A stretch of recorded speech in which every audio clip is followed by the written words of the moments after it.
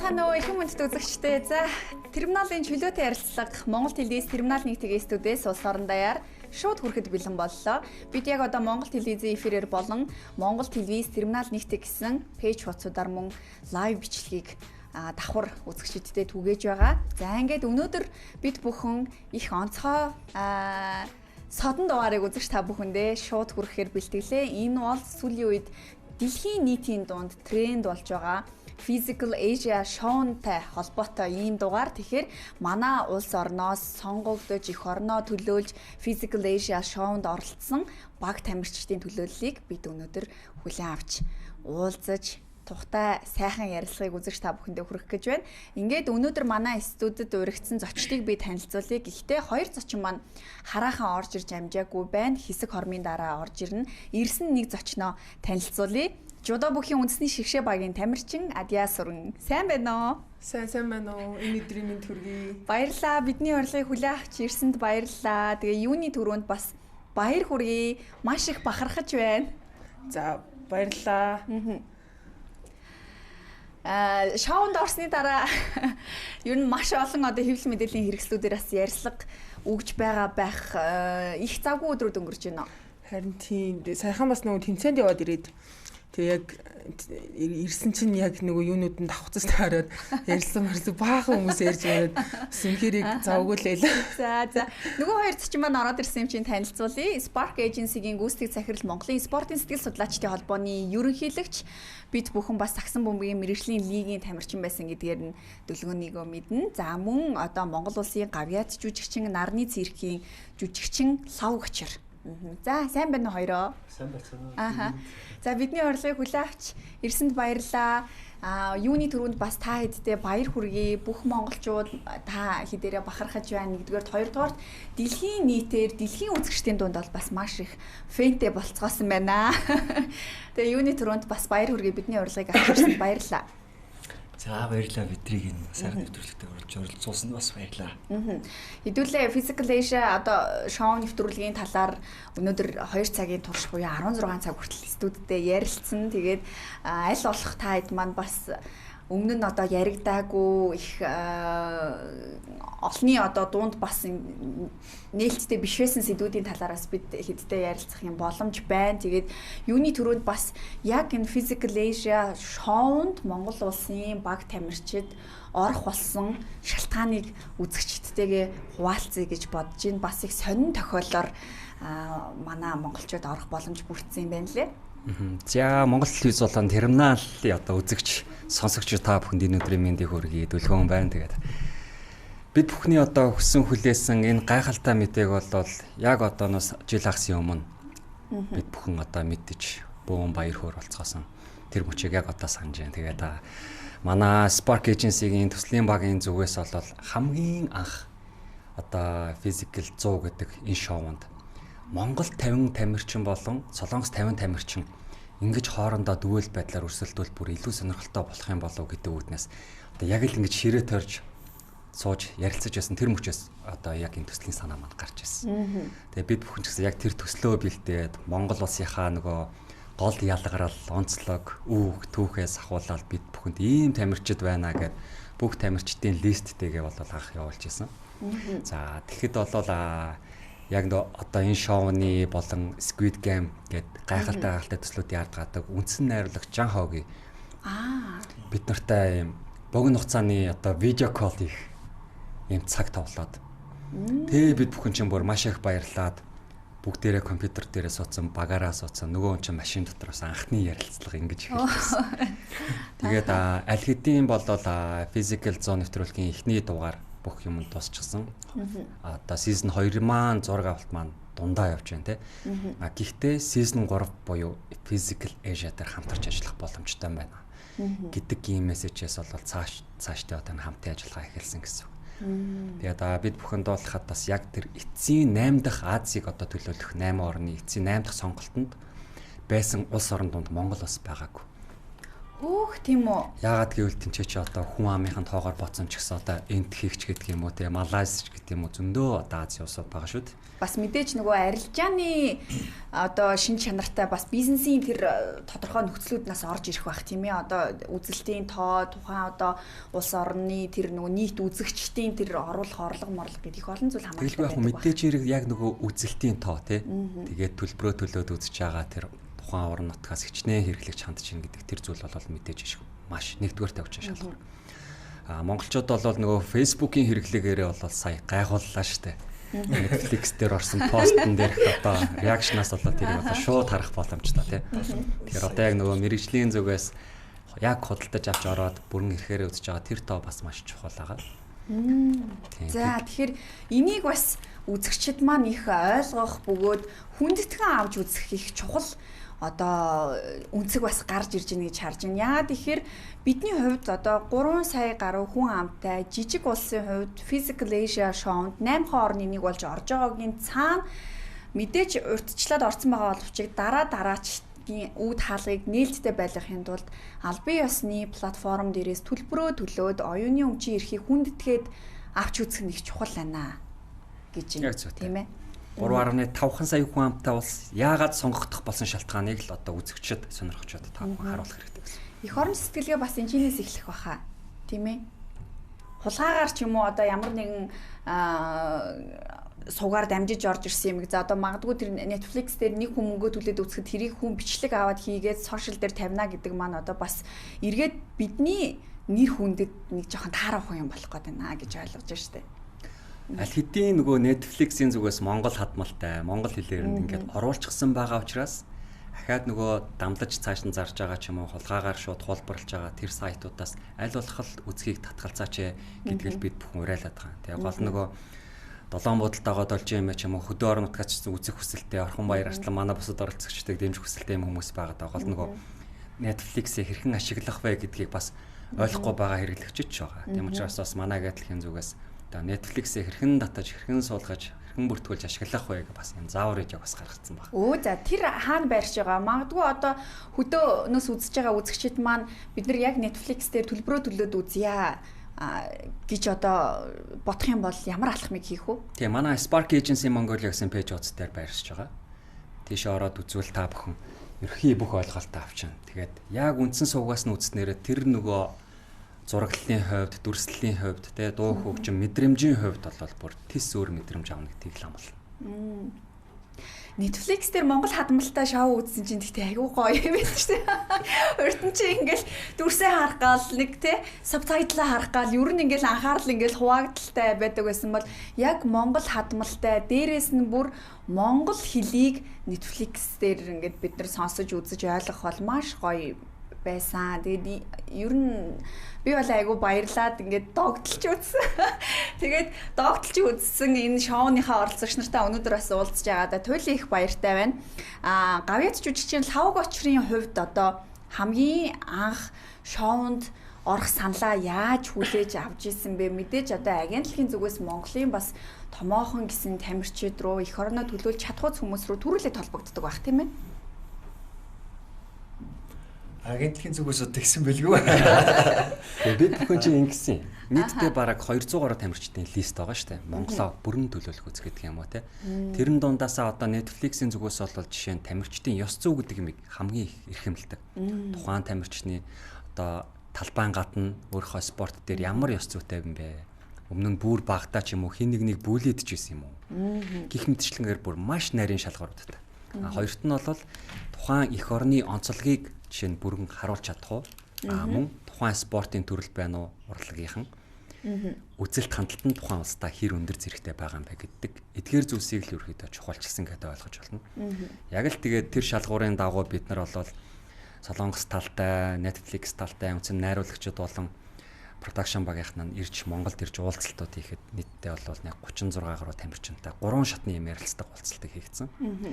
Тэгэл одоо Spark Agency зүгээс холбогдсон доо. Таны хувьд одоо ер нь анх энэ саналыг яаж хүлээж авсан? Дээрээс нь энэ үе шаттай ярилцлагуудад ороход бас одоо хувь хүний зүгээс бол энэ бол жүжигчин хүний хувьд мөн циркийн жүжигчин хүний хувьд бол карьерийн хувьд бол одоо маш том чимэг шүү дээ тий. Тэгэхээр энд орохын тулд бас тодорхой хэмжээний тактик бас ашигласан баг. Ер нь ямар хөө байсан бэ?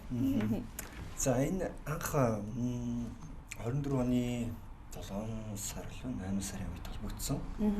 Тэгээ яг Spark Agency-аас холбогдож исэн Instagram-аар бичиж орж ирээд. За одоо хаана байгаа вэ? Монголдо байгаа юу гэж ямар ажлын төлөвлөгөө байна гэдээ орж ижсэн. Тэгээд би бол одоо яг Америкийн нөхцөл улсын Лос Анжелес хотод одоо Нанасикийн Куза шоутай одоо нүүдлэр явж байгаа. Энэ гэрээ минь 10 сар дууснаа гэдэг хэлсэн. За тэгсэн за өөрөө чинь Netflix-ийн одоо 3 дахь сезон ийм шоу сонирхож байна. Тий кандидат одоо оролцогч нэр дэвшигчээр таныг одоогийн байдлаар урьж байна. Тэгээд хэрв та зөвшөөрнө гэвэл одоо бид нар Солонгос багтайгаар хамтраад гурвалсан уулзалтыг хийсэн. Онлайнаар. За тэгээ яг 7 хоногийн дараа бид нар гурвалсан уулзалтыг хийгээд Солонгосын нэг 4-5 хүнтэй, Монголын бас 2-3 хүнтэй ингээд орчуулагчтай бүгдээрээ нэг цаг 2 цаг орчим ярилцаад эхний ерөнхийдөө хандлага авсан.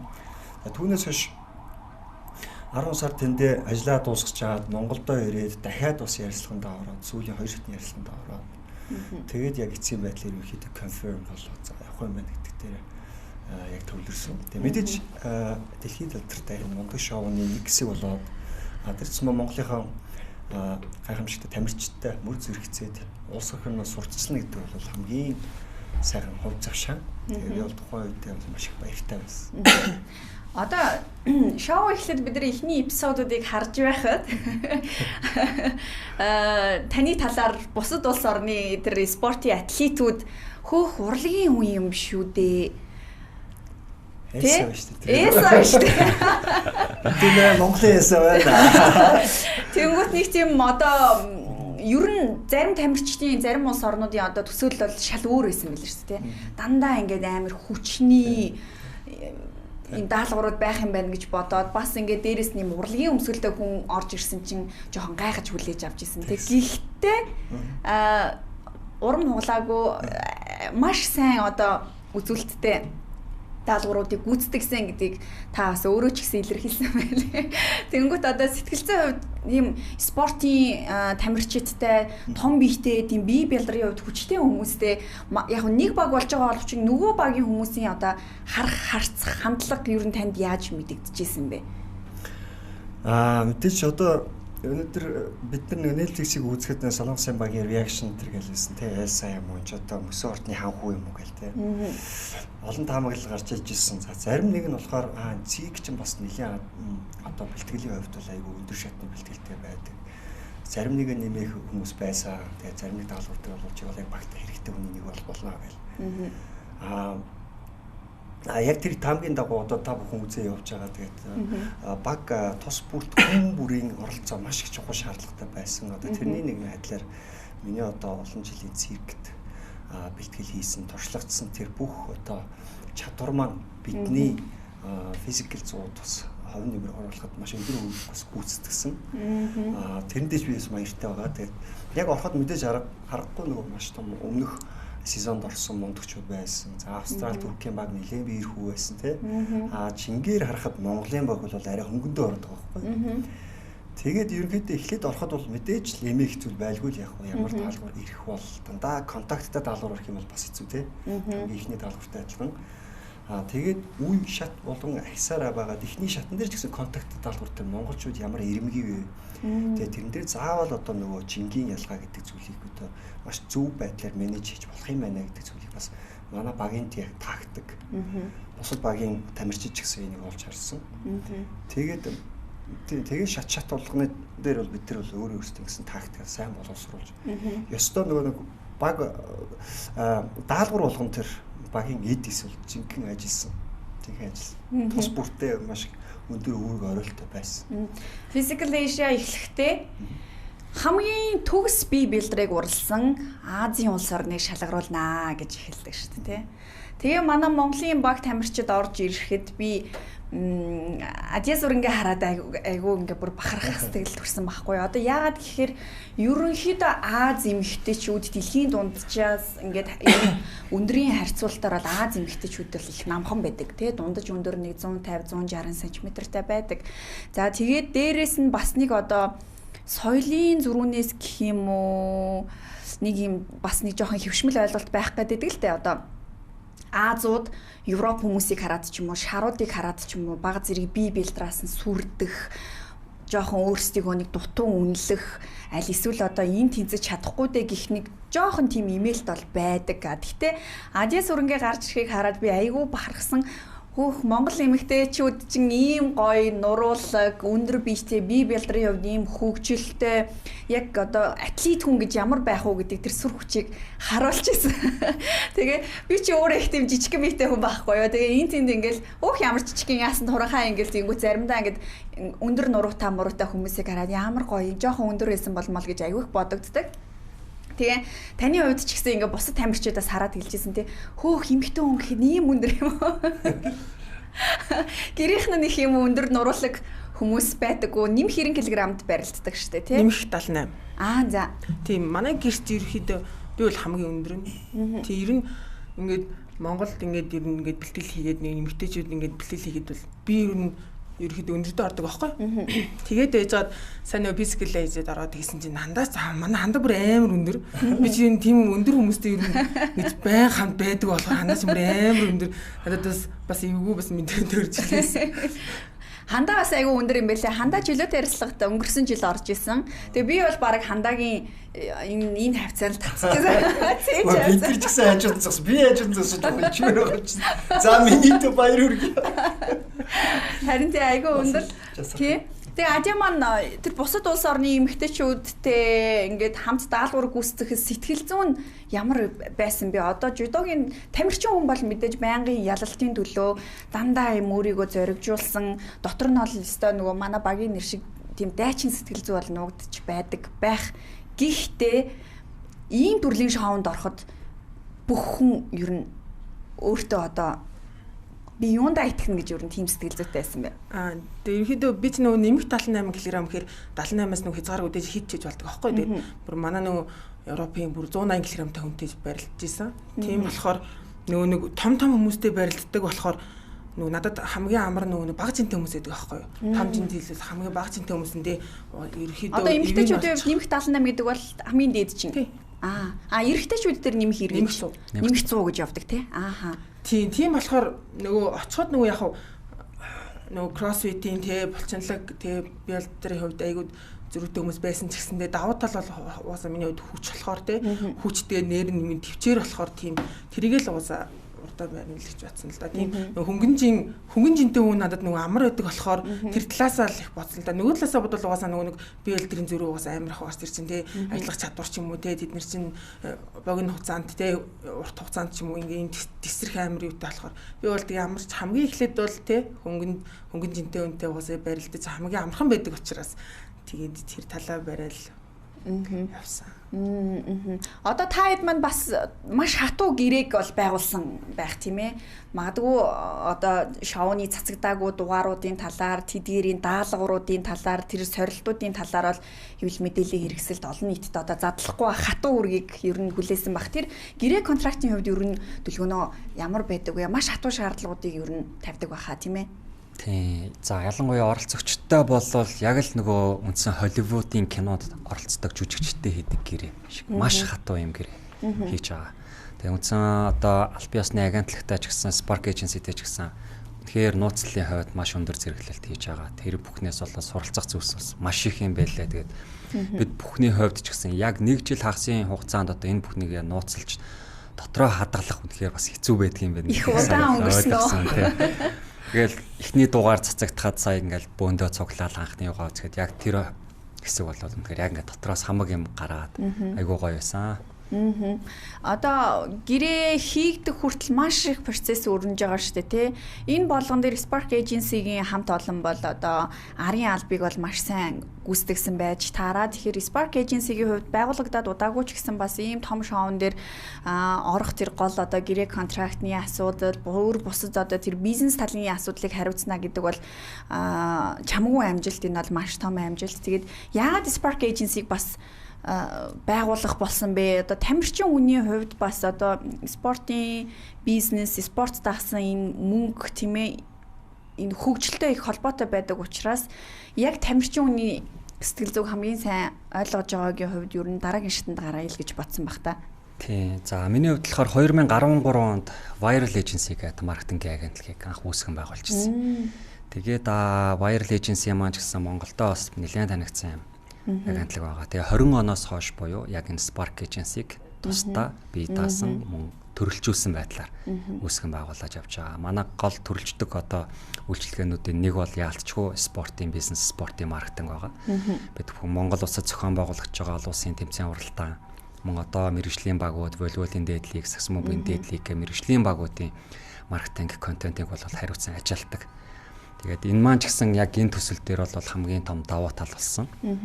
Тэгээд тамирчдаа анх нөгөө сонгон шалгаруулах, бүх судалгааг нь хийхээс ахуулаад гэрээ контракт тэгээд явж очиод зураг авалтанд оролцоод ирэх хүртэлх ерөөхдөө бүх одоо зүйлийг хариуцаж гүйцэтгсэн байгаа манай хамт олон. Та өөрөө одоо бас саксон бөмбөгийн спортоос гадна туйл зуур сэлэмний шигшээ багт үндэсний шигшээ багт байдаг гэж олж уншсан. Тэгэхээр яг хөө саксон бөмбөгөөс бол аль биесээр задгаа тайлсан шүү дээ тийм ээ. Туйл зуур сэлэмний тамирчин гэхээр одоо хүртэл ер нь байнгын бэлтгэл сургуультаас хамрагдаад ингэ явдаг уу?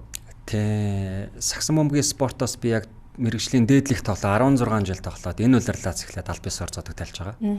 Тэгээд туйл зуур сэлмийн спортоор бол 2013 оноос хойш бас давхар одоо хичээлээ нөгөө улирлан зөрдөг учраас те. Тэгээд ямар ч хэлсэн ууг нь бол миний гол зорилго Токиогийн Олимпиас юм. Тэгээд Олимпиас бусад бүх тэмцээнд оролцож үзсэн. Гэхдээ Олимпиад оролцож чадаагүй. Тэгээд спортоос нөгөө миний хувьд авсан юм асар их байдаг байхгүй. Одоо ажил мэргэжлийн хөвч төр, нэр хүндийн хөвдөч төр, хайртай бүхэн минь яг л энэ спортоор дамжиж орж ирсэн учраас буцаад би спортынхоо төлөө юу хийж чадах юм бэ гэдэг зүйл дээр л одоо яг төвлөрөөд ажиллаж байгаа гэж харж байна. Тийм тэгээд тамирчин болгоо маань ийм өстөр үеэсээ мэргэжлийн төвшин хүртэл бас ийм шинжлэх ухаанч байдлаар альва юм танддаг байгаасаа гэж одоо боддог.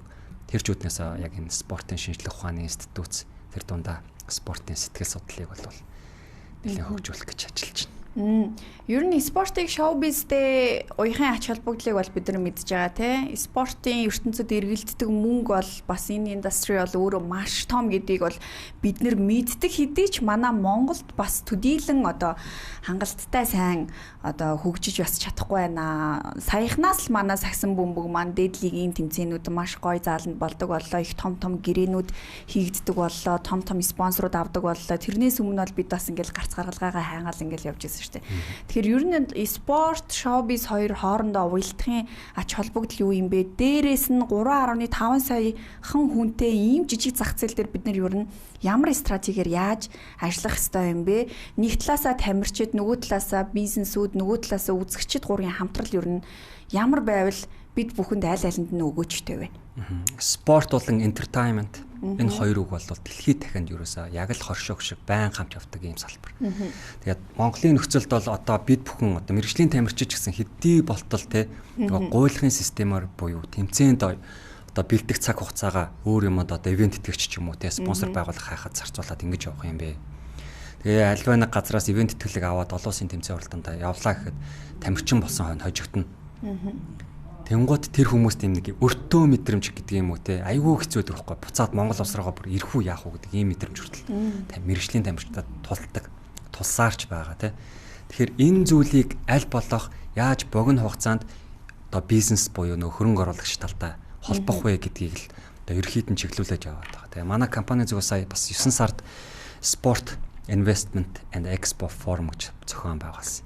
Тэгээд энэ бол бас яг энэ нэг талаас хөрөнгө оруулагчид нөгөө талаас мэргэжлийн холбоот болон баг тамирчдыг холбох юм гүүр болж байгаа. Нэг бол спортын бизнесийн холбоотой ингэж хамтран зохион байгуулснараа бас маш онцлог болсон. Одоо Physical Asia шоунд оролцохдоо Spark Agency-гийн зүгээс анх Солонгос руу холбогдохдоо яг энэ шоуг бол одоо онилж их юм уу хүсэлтэд тавиагүй өөр байдлаар шоу хийе гэдэг санал тавьсан чинь тэр маань азар одоо Physical Asia болж хувирсан гэх юм одоо тий тэр талаар би бас олж уншсан. Тэгэхээр маш одоо том зорилгыг тавьж том амбицтай юу байх ёстой юу олон улсын түвшинд ажиллахын тулд. Тэгээ манай компанийн хувьд өмнө нь одоо Филиппин улсад ч гэдэг юм уу юм нийгмийн маркетингийн төсөл бол хэрэгжүүлж байсан юм туршлагатай. За. Гэхдээ яг ийм олон улсын медиа салбарын бас тэргүүлэхтэй ийм платформтой бол огт ажиллаж үзэв. Тэгээ бидний хувьд бол энэ төслийн ард гарснараа маш том туршлагыг буцаагаад зөвхөн Spark Agency биш Монгол улсын түвшинд ийм туршлага бий болгочихж байгаа гэж харж байгаа. Тэгээ дараагийн бас цаашаага Монгол контентууд дэлхийн тавцанд гарах тэр үг таалахын жоохон жимч гисэн гарсан баг. Жимэн дараа зам болох юм болов те гэж бидний хувьд бол одоо ингэж өсөж мөрөөдөж байгаа гэдэг юм уу. Одоо Монголдо жишээлбэл манай Монгол телевиз одоо олон улсын эрхтэй шоуг албан ёсны оюуны өмчийн эрхтэйгээр албан ёсоор гаргадаг, анхдагч бид бол салбартай. Гэтэл одоо Spark Agency-гийн хувьд бол олон улсын платформ дээр байрших шоунд бас анхдагч болж таарч байна. Тэгэхээр туршлагын хувьд нөгөө маш их зүйл авч байгаа гэдэг нь бол тодорхой.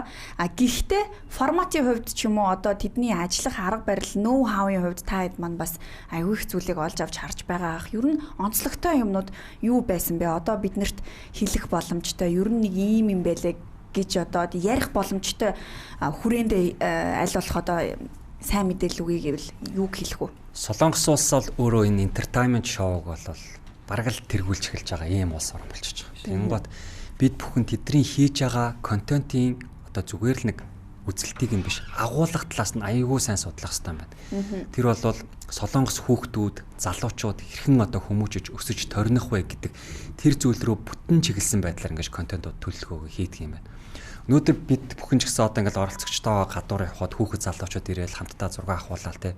Тэрийг харж бид нар үнэхээр юм жаргалтай болж байгаа. Бид нар үнэхээр бас зөв юм руу зориглож таарчээ.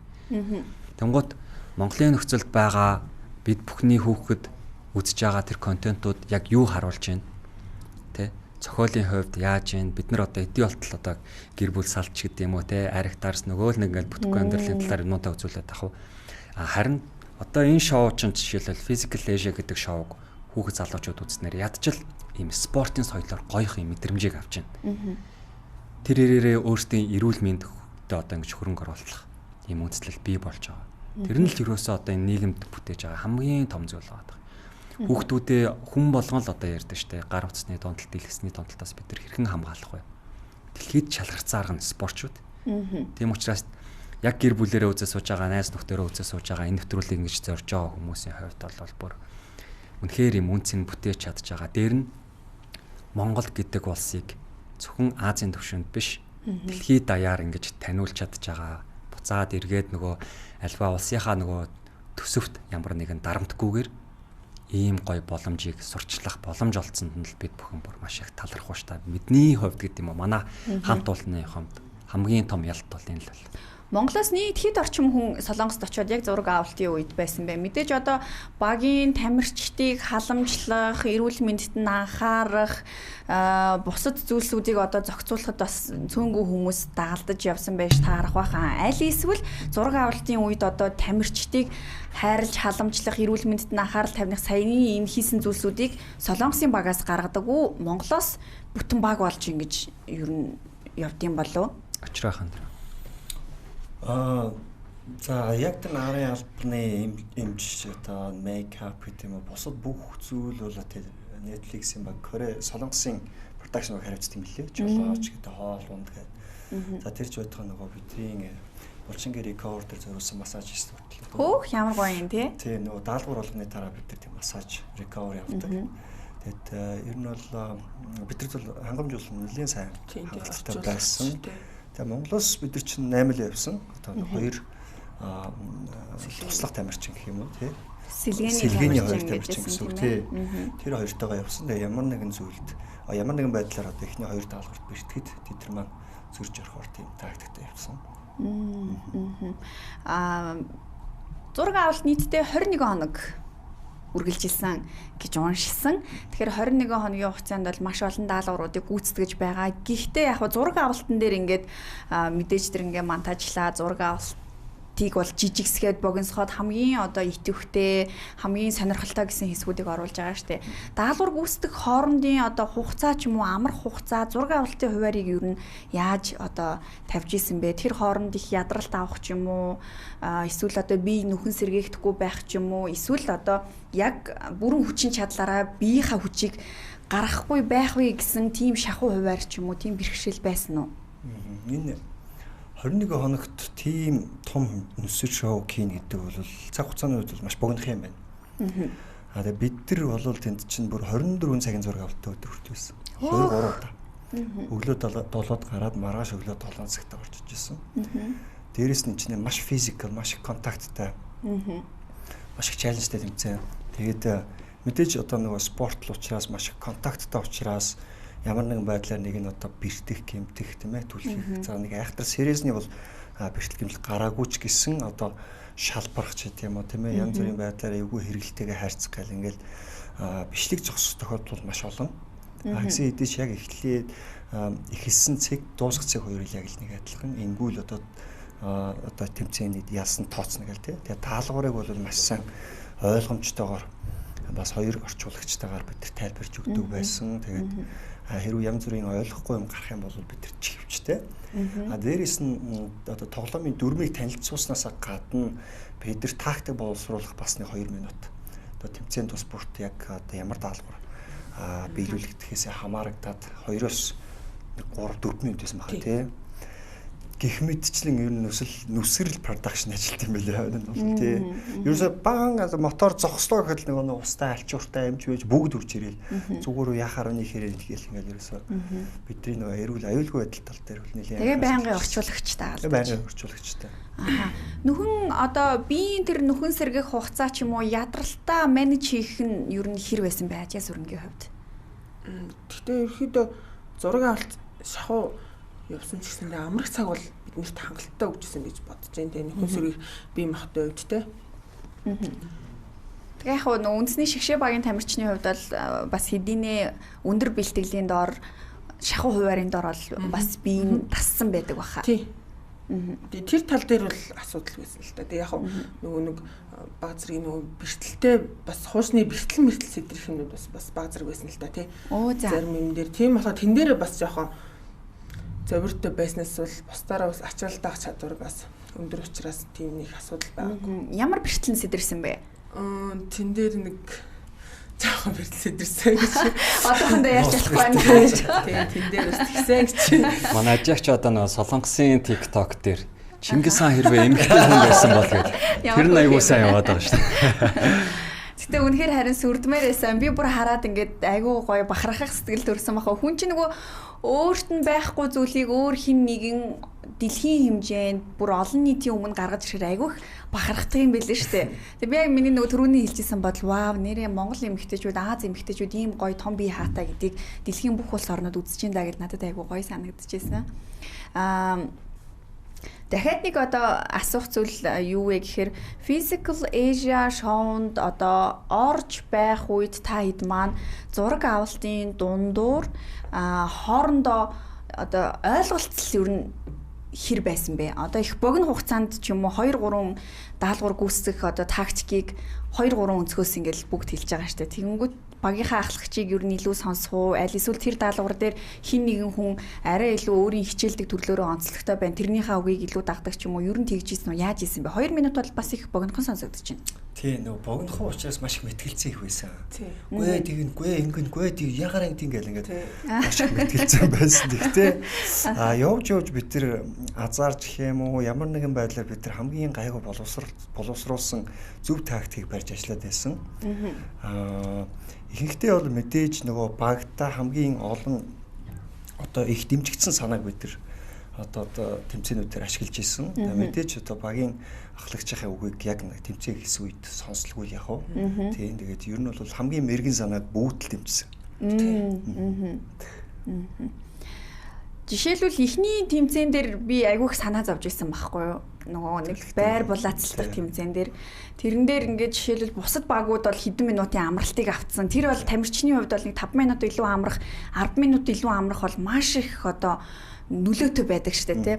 Тэгэхэд ингээл бусад багууд амарж яхад манайх 2 дараалал ингээл 3 дараалал ингээл гарч байгаа аахгүй. Тэрэн дээр айгүй ядарсан бах гэж би бодсон. Тэгээ сүүлийн мөчт одоо манай улс ганцаараа сондгоо үлдээ Турк Солонгос 2-1 нийлсэн хэсэг байсан шүү дээ. Тэрэн дээр бас гэж айгүй их бодоод яана манай идгээл айгүй их ингээ бүр сэтгэл хүртэл ингээ сонирн болж исэн л та. Тэр даалгаврын хувьд ер нь сэтгэл ямар байсан бэ? Хамгийн анхны учраас бас нэг жоохон тэр уур амьсгалдаа орох гэж бусад нөгөө багийнхаа чадамжуудыг бас үнэлэг үнэлгээ тэн дээр явж исэн болов. За ер нь нэг Туркийн чөлөө төхийн тамирчин нэг иймэрхүү юм байна да. Японы жудогийн чөлөөтийн тамирчин нэг иймэрхүү юм байна да. Ер нь бид нар нэг хоорондоо түлхэлцүүл нэг иймэрхүү анзааны байх юм байна да гэд өөр өөрсдийнхөө яг өрсөлдөгч нарыг ч юм уу одоо дүүц хүмүүсийг ер нь тэрэн дээр багцаа авсан уу? Тий, эхний даалгавар бол угаасаа нөгөө контакттай байсан болохоор тий орхоо би тэр хувьд ч юм уу тий энэ бол нэг амархан санагдчихсан. Яг бол бид чинь байгаа тийм төлөвлөлттэй байдаг учраас бэлтгэл сургуультай тэмцээн уралдаан гэл. Тийм болохоор тэгээд хамгийн нөгөө юу яажсэн юм нь болохоор нөгөө хандааг маань л жоохон яагаад гэсэн. Багууд маань сугалж авах ч юм уу манах дээр ингээд төвлөрөөдсэн. Гэтэ яг үндсэн юм дээр бол хандаа бол үнэхээр тэгээ өөрөөхөө чадах бүхнээд ажилласан. Тэгээ контактгүй спортын төрлийг хүн биш ч гэсэндээ нөгөө контактгүй ч гэсэндээ те волейболын хүн тийм болохоор бас амар хичээсэн гэж зэрэг бас хэлмээс надад байгаа. Тийм учраас зарим хүмүүс жоохон тий амар сул байсан те манай багийн сул хүн гэж яриад аваагүй харин эсрэгээрээ те бүр хандаа байсан тулдаа ч юм уу те бид нэр бас те үнэхээр нэгдэж чадсан те бүх даалгавар дээр гэж бодож байгаа. Савгуучрын үед ямар байсан бэ таны хувьд?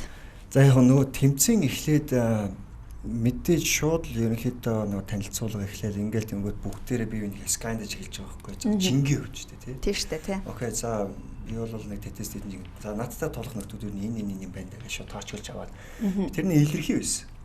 Яг тэгээ тэмцээн дээр гараад ирэхэд яг хамгийн ихний контакт бол мэдээж л жингийн хооронд ингэж биш бөөнөрийнхөө эсрэглэг тулж байгаа учраас тэрэн дээр бол нэг янз бүрийн зөрүү гараагүй. Гэхдээ мэдээж нөгөө багийн хамгийн сул тамирчдыг бол суулж авах. Тэрийг тэндээс унгаах тактик маш их байсан. Тий, одоо нэг Индонезийн багийн бадминтоны тамирчдыг ийшээж нэг шидэл, ийшээж нэг шидэл. Тэгээ голдоо хүүхдүүдийг суулж авчих гал тий. Тэгээ манай багийн бас нэг давуу тал болохоор манай хоёр эмэгтэй байсан. Энэ хоёр маань бусад эмэгтэйчүүдээс жингийн хувьд өөр. Өндөр. Чацархаг. Тэгэхээр эн чинь бас хэрийн одоо тий жуудо байрладаг, юу байрладаг хүүхнүүд ч гэсэн энэ хоёр чинь сулгаж чадахгүй. Яг залуучууд нь орж ирэл манай хандаг сулгаагаад нааш цаашаа автацчихгүйгээл ингэ байсан л да тий. Тэгээ бид бүгдээрээ л бас түлхэгдэл гарсан. Гэхдээ бас бид нар өөртөөсөн хамаг одоо хүчээ дайчлаад тийм ээ. Аль болох бие бинийгээ л сугалчихгүй, аль болох бие бинийгээ ганцаараа ингэ үлдээчихгүй л үүсэж таарсан зүйлээс. Тэр нэг Солонгосын багийнхан бүр хоорондоо ингээд нэг бүхэл олоод гол нь салахгүй шүүгээ доошоо суудсан. Тэр бас их зүв байсан юм шиг одоо үзэгчдэд харагдсан. Тухайн моментод ер нь таад тэрийг ингээд анзаарах сөхөө мөхөө ер нь байгаагүй л ах та тий. Ер нь байхгүй хаа тэр их буч хийсэн дундад. Гэтэ ерөөхдөө харахад бол тэгээ суудсан баг харин ч амар юу гэдэг тэр бол аюултай. Тэгэхээр ямар ч магадaltaй юу. Өгөө бэртгээс гадна тэрийг одоо жишээ нь нэг сул тамирчныг 2 хүн хөлдөөс татах сууд татчих байгаа байхгүй. Тийм тэгэхээр чин тэр ингээд зах. Тэгэхээр ерөөсөө тэр чинь ингээд маш сайн хамгаалт биш. Хамгийн сайн хамгаалт бол дайрах байсан. Тийм хүлээж байгаа дээ. Хүлээгээд хүн дайрахыг биш. Яг л тэр чинь тактик боловсруулчих жоох. Аль талаас нь халийг сугалж ягаад энийг түлхэх вэ гэдэг ингээд тактик боловсруулчихсан бол Филиппин үйлүүдээ тийм нөгөө нэг рагби тамирчинтэй залуу бол ингээд хідүүлээ сүүлийн 20 секундэд дайрах гэсэн байна. Тэнгүүд босод багууд алалцаал ингээд байсан чи Филиппин чи сүүлийн 20 секундэд яг нөгөө нэг рагби стилээр хошуулдж жагаад дайраад багийг гаргаад ялчихсан байхгүй. Тэгээ бид нар Филиппинтэй нэг баг болсон тийм ээ. Уг нь бол тийм.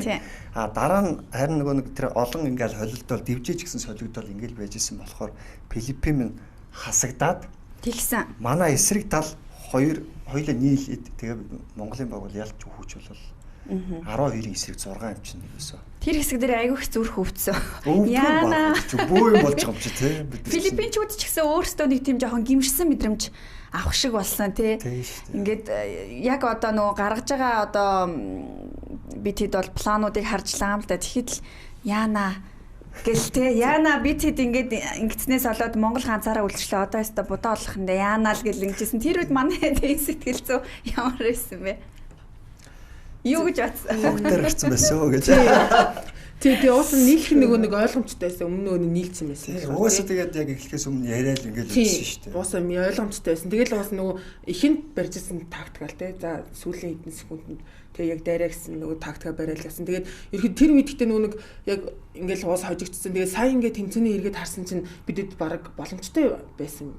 Тэ харагдсан. 12 эсрэг манайг бас нэг Туркийн баг болов алин нэг гаргацсан байсан байхгүй уг нь. Бүгдээрээ дотор байсан. Гэхдээ яг хөө сүүлийн хэдэн минутанд нэг нь тараад тэгээд ялагдсан байхгүй. Гэхдээ ядралттай байсан бах тий. Тэр дундуур ер нь нэг их цаг гараагүй баха амрах цаг ч юм уу.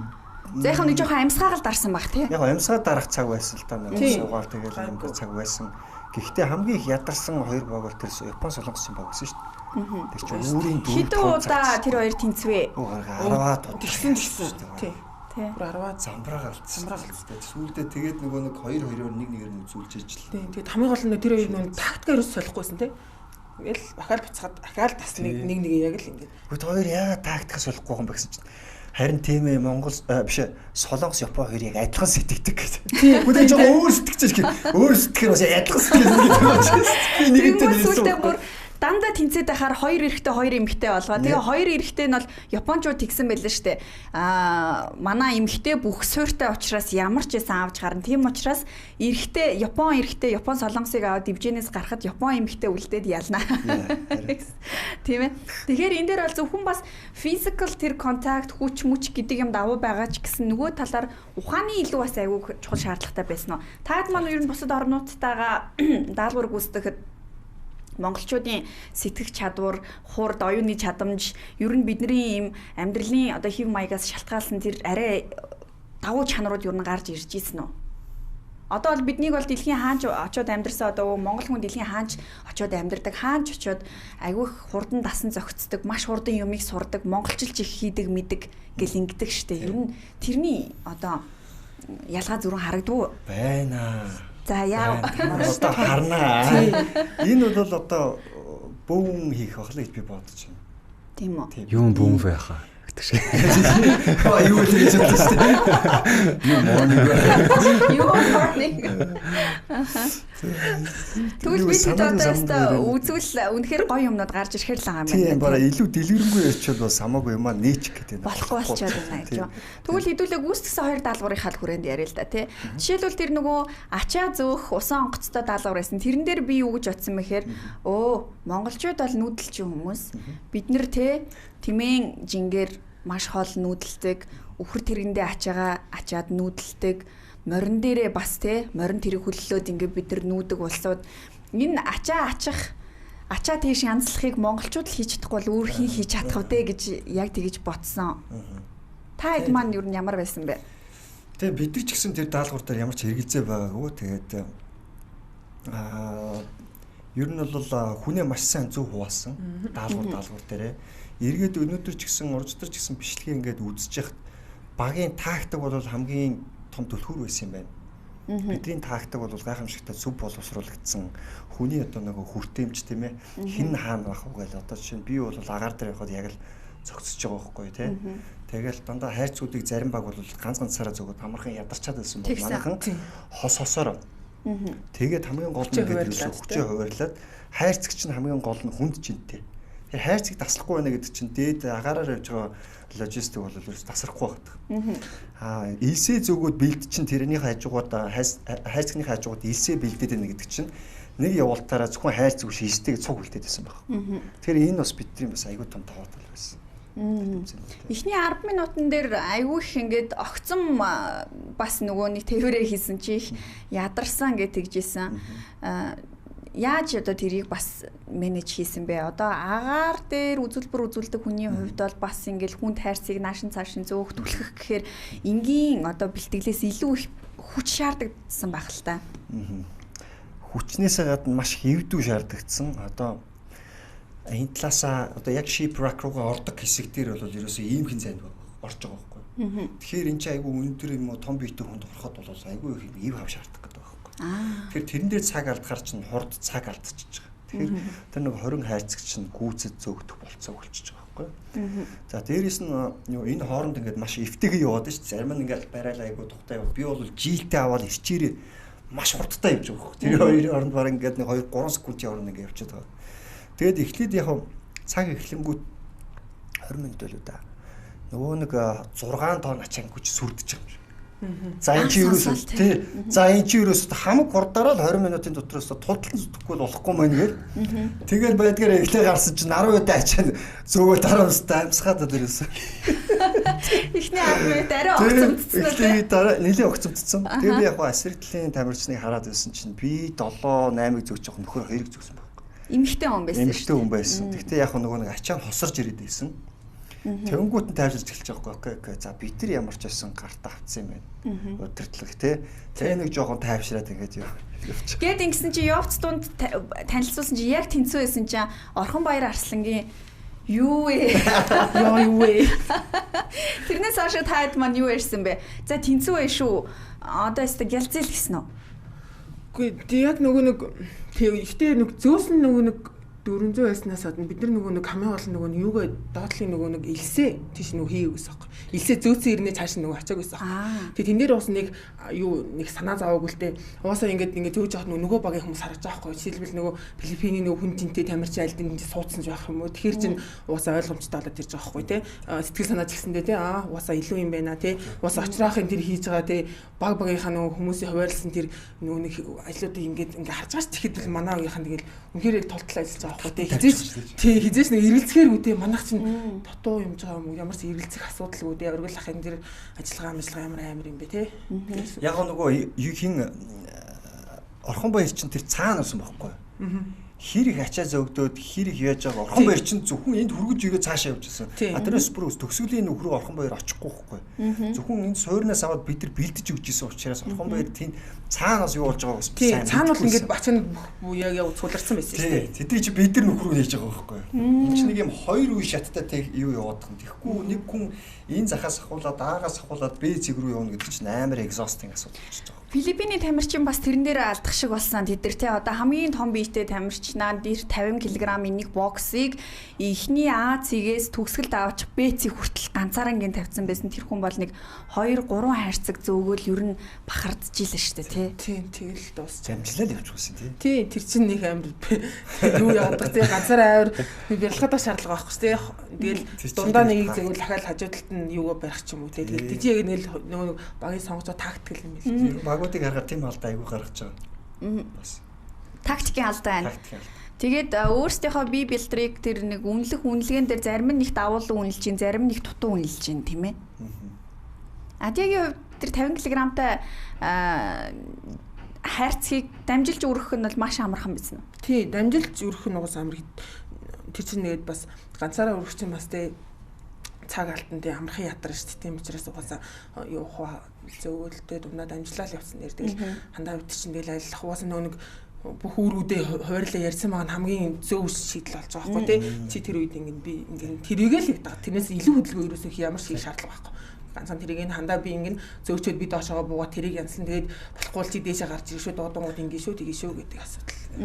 Хандаад хоёр маань тэр сүүлийн мөчүүдэд бас сүүлийн хэдэн минутанд хоёулахнаа дээшээгээ нөгөө тэргэнд хийцэн илсээ түрээ явж исэн те тэр өст амар хүндэсэн нөгөө тэр одоо ойролцоогоор хэдэн зуун килограмм бэ хичнээн шуудаа орсон байсан бэ тэр одоо хийдээс юм лаа 200-300 бол байсан баха тэгээд нөгөө хүмүүсийн ажиллаагүй зүйл нөгөө одоо ингээд шууд гараанаас харахад ингээд хүмүүсээ ингээд тогтсон юм уу давж байгаа хгүй би болохоор ийм аюутайс аахгүй тэр нэг дээрээс ингээд хүмүүс ингээд ягаад гэсэн хоолсоос шүү дээ тэр доороос тэрч байгаа тэр чинь би нөгөө юу яхас уяад нэг газар ингээд юу тогтоох хэрэгтэй байхгүй тэгэхгүй шууд ингээд доош нь хайхгүйгээр ингээд тогтоочё гэх манайх чинь ингээд ботсон чинь бүр ингээд амар юу байсан байгаа байхгүй тактик бол зүгээр ингээд жижиг юмдээ бүр тулцсан те би чинь тэгээд тэрийг ингээд хүмүүс чинь болохоор ингээд дан галгаал гэж би тэрийг чи эхлээд ингээд тогтоочоо доош нь буулгаад тэгээд ийм даалгавартай байсан байхгүй миний хамгийн ихний даалгавар бол тийм тэгээд тэгчээ сүулдэ нөгөө угаасаа нөгөө темп өндөр үдээ амьсгалаад ирж байгаа штэ тэгээд тэгсэн чинь сүулдэ нөгөө юугээ би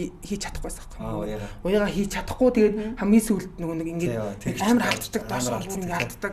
Тэгээ тэн дээр бас нэг тийм асуудал гарсан. Тэгсэн тэр хэсгийн дүрс бол гарсан шүү дээ тий. Тэрийг ингээд дээрээс ингээд унжаараа. Хөргөл нэг оногдох шахаагүй. Тий адиа гэд дарлаад идэв. Тэгсэн тий. Тэгсэн тий. Монголчуудын тэгэл нөгөө байлтай тулааны стратеги боловсруулах хур чадвар тэгэл эртнээсээ тий одоо одоо Монгол зээл харалтай тий. Тэгээд тэр чинь нөгөө юу юм бэлээ. Бид чинь нөгөө нэг бус багууд харахгүй байгаа шүү дээ. Ингээд юус харахгүй. Тэгээд сая ингээ харсан чинь зүгээр манай багийн тактик бол үнээр яг амар нэгтвэс нь харагдаад байна. Ягттэй. За өөртөө магтахгүй шүү. За гэсэн үг. Дэлгүүрийн үед одоо даалгавруудтай. Дэлгүүрийн даалгавруудтай урьдчил танилцчихсэн үү? Эсвэл яг тухайн мөчид багийнхаа тамирчидтай зэрэг л яг мэдээлэл аваад явах уу? Яад юм бэ ер нь? Тийм. За манай төслийн багийнхнаас яг гадаад харилцаа хариуцсан холыгч маань яг зураг авалтын талбай дээр буюу бүх тамирчидтайгаа очиж уулзсан. Тэгээ зураг авалтын арталт юу болдог, яадаг гэдэг бүх мэдээллийг төслийн багтаа өргөсөн гэдэг юм уу тий. Тэгэл ерөөхдөө яг л нөгөө тамирчидтайгаа яг ижил хугацаанд энэ хэд маань тэгэл нөгөө 24 цагийн зураг авалттай учраас тэгээ бүгд ямар ч юм онлайн байх боломжгүй. Тэгээ сэлгээний 2 тамирчин энэ нэтттэйгээ уулзах байгаа шүү дээ. Бас тийч нэг буудалтайгаар нэ тусдаа. Уулзалдаггүй. Тэгээ бүх юм чинь нөгөө тийч асар том юм нууцлалын төвшөнд явагдаж байгаа учраас тэгэл багийнхаа төслийн бахаг гişүүдээс л мэдээлэл авсан да. Мэдээлэл авсан уу? Тэгэхээр ингээд одоо гадаад харилцааны хулгайчтэйгээ хамт 8 л 2 сэлгээний тамирчинтайгаа багийн үндсэн 5 тамирчинтайгаа ингээл 8 л ерөөсөө тий. 9 үлээ. 8 тамирчин. Хулгайч юм сүүлд ирсэн л тий. Гэхдээ яг хөө тэнцээ ингээ ажиллаж байгаа нөгөө тайз майз босгож байгаа сайн дур ажилчид донд бол монгол хүмүүс байсан. Солонгос тамирчид. Тэр хүмүүстэй уулзсан чи ямар сэтгэл төрсөн? Тэр улсуудыг чинь байж гэж мэдээгүй. Яг ингээд бид нар чинь даалгавар руу орохын нааж ингээд тас харахгүй юм чинь нэг жохоо өлөг нэг юм бүдэг гэрэлтий. Тэгээ ингээд сайн байцгаана гэж чочоо. Гайхсан. Монгол хүн зогсож байна. Энд чи юу гэж амлсан чи бидний тайзны юу хийсэн. Яасан гоё юм бэ? Тэгээ угаасаа ямар ч нуурд задрах болцоо өдөр чинь 0 камер 0 мик. Тий. Тэгээ хатуу гэрээтэй гэрээ зөвчүүл гэж байгаа юм чи. Тий, амжилт төсөй та нар бол чадна амжилт төсөй. Чадах тал руу амжилт төсөй гэж. Өөр ямар ч нуурд задрахгүй юм чи. Одоо тэгвэл уучлаарай гэхдээ энэ дээр одоо хариулж болох хэсгийг мэдэхгүй байна. Дүлгөөнөөс асууя. Магадгүй одоо нэвтрүүлгийн дундуур таад маань зураг бичлэг ч юм уу элдв ямар нэг мэдээлэлд тэмцээний явц болон үр дүнгийн талаар мэдээлэл задрах юм бол торгуул ногдуулдаг байх тийм ээ. Энэ одоо мөнгөн дүнг задлах боломж байдаг уу? Ийм хэмжээний бид нар торгуул үрнэ гэдэг ч юм уу тийм ээ. Тийм. Төслийн багийнхын үндсэн кампани тайсан гэрээ мөн тус бүрийн оролцогчтой хийсэн гэрээ аль алин дээр нэм залт байгаа. Аль аль нь маш өндөр хэмжээний торгуултай. Гэхдээ яг хэдэн төгрөг гэдэг нь бол хэлэх боломжгүй тий. Тэгэхээр яг л энэ бүхэн маань энэ нууцлууд маань бас бид бүхнийг хариуцлагатайгаар бас байх энэ боломжийг бас бүрдүүлж байгаа. За монголчууд минь ээ тэ одоо ийм том ажлын ард бид нар улс орноо сурталчлаа. Дэлхийн нийтэд монгол хүний бие бэлдар энэ биеийн чадамж бөгөөд оюуны энэ чадамжийг биднээс харуулж байгаа аахгүй те ямар нэгэн даалгаврыг сорилыг гүйцэтгэхэд яаж багаар ажиллаж ийн яаж хурдтай байна яаж сэтгэж ийн гэх мэтчлэн physically ч бай mentally ч бай аль аль талыг нэг хослуулад харуулж ийн тэгээд энэ том гэрээ хийгдсэн ийм өндөр одоо торгуултай маш хатуу гэрээний үр дүнд монголчууд Netflix-ээр өөрсдөө харж байгаа шүү. Тэгэхээр үзэгчид маань бас оюуны өмчийг хүндлээд энэ багийн үйл ажиллагаа, энэ багийн ард явж байгаа бизнесийн стратеги, гэрээ, контракт бүх зүйлийг хүндэтгээд Netflix-ээ татаад, сайтаар нь нэвтэрч орхон ороод, шинээр бүртгэлээ үүсгээд, мөнгөө төлөөд та хэд маань энэ шоуг бүрэн ихээр нь хүлээж авч үзээрэй. Яг үннийг хэлэхэд одоо нэг оройны хоолны үнээр та хэд маань тий маш олон удаагийн дугаарыг хүлээж авч үзэх боломжтой байгаа шүү. Дээрээс нь тэнд дууд үрсний болон одоо тэр хүнд өгөх мэдрэмж бол ямар ч одоо хулгайн ч юм уу ийм олон дамжсан тэр дүрс бичлэгнээс илүүтэйгээр мэдрэмж өгнө. Киног нэг гэртээ үзэх нэг өөр, кино театрт үзэх нэг өөр байдаг шүү дээ тий. Тэгээд худалдаж авч үзнээр зөвхөн physical leisure show үзэхгүй шүү дээ. Тухайн платформ дээр байгаа хэдэн мянган тэр гайхалтай дэлхийн шилдэг кинонуудыг хүлээж авч үзэх боломжтой тий. Эхний тэр нэг байр булаалдах тэмцээн дээр Ис бас агаарт их юм бужигсан харагдажсэн. Тэгэхээр нүд рүү орох ч юм уу, нүд хорсох, үзэгдэх орчин хязгаарлагдмал байх тийм саад бэрхшээлүүд учирж исэн. Одоо жишээлбэл яг тухайн үед ингээл түлхэлцээл тэр хэдхэн секундэд байр булаацалтж яхад нүд нь хорсоод юм харахгүй аргаад ч юм уу ийм байвал айгүй хэцүү шүү дээ. Би яг тэрийг бодож исэн. Тэр нь хэрэг байсан бэ? Тэндээс ч одоо эхлээд яг нэг минут явж байгаа болохоор тэр илсэн баг юм гэдэггүй бац тэнцээ баг бүү юм болж юм шиг дунд тэр Индонезийн тэр саксны дээрээс түлч те доор нь орцсон тий орилж морилж явах шигшээний те тэгээ хамгийн сүүлд нэг тийм гэхдээ тийм нүд рүү орох асуудал бол байсан. Тэгээд яг сүүлд нэг тэнцэн тэр юун дуусаа тий багийн нэг ялалт мал тодруулахад бол тэгээд нэг хандаг линз мий зунах ч юм уу тий ингээд нүд рүү орох морох тийм асуудал бол зөндөө байсан л та. Тэгээд яг тэр юун дунд бол нэг яг тэнцэн дунд орлоо гэж юм баг. Яг тэгэл Орсын дараалал яг бүх юм ингэж цаанцсан тий. Яг тэрэнд орох одоо тэгээд тэрийг нэг орлоо гэж тоох цаг үе байгаагүй л дээ. Яг үнэндээ бол юу нүдэ нухаа зогсох зүгээр алалцайл гэж байгаа юм мүүд дээр байсан юм чинь. Лав учраас бусданд нь бол айгу даваа байсан баха. Онгор учраас. Үнэ чи ингэж байгаа байсан шүү дээ. Хамгийн бүлтгэр нь лав учир. Тийм юм уу? Бусдууд нь бол тэр жижиг нүдтэй гэдэг. Тэр бараг тоос шороо ороогүй ч юм уу гэнэ. Тийм би бол мэдгүй тийм тоос шороо. Нэг онгоо байдаг үстэй. Онгор нүдтэй хүмүүстэй ашигтай байна. Шороо шуурал тав гэд хаач. Монголдыг шороо шуурч шороо орохгүй байна гэдэг. Тэр шиг л юм болсон юм байна л да гэх тээ.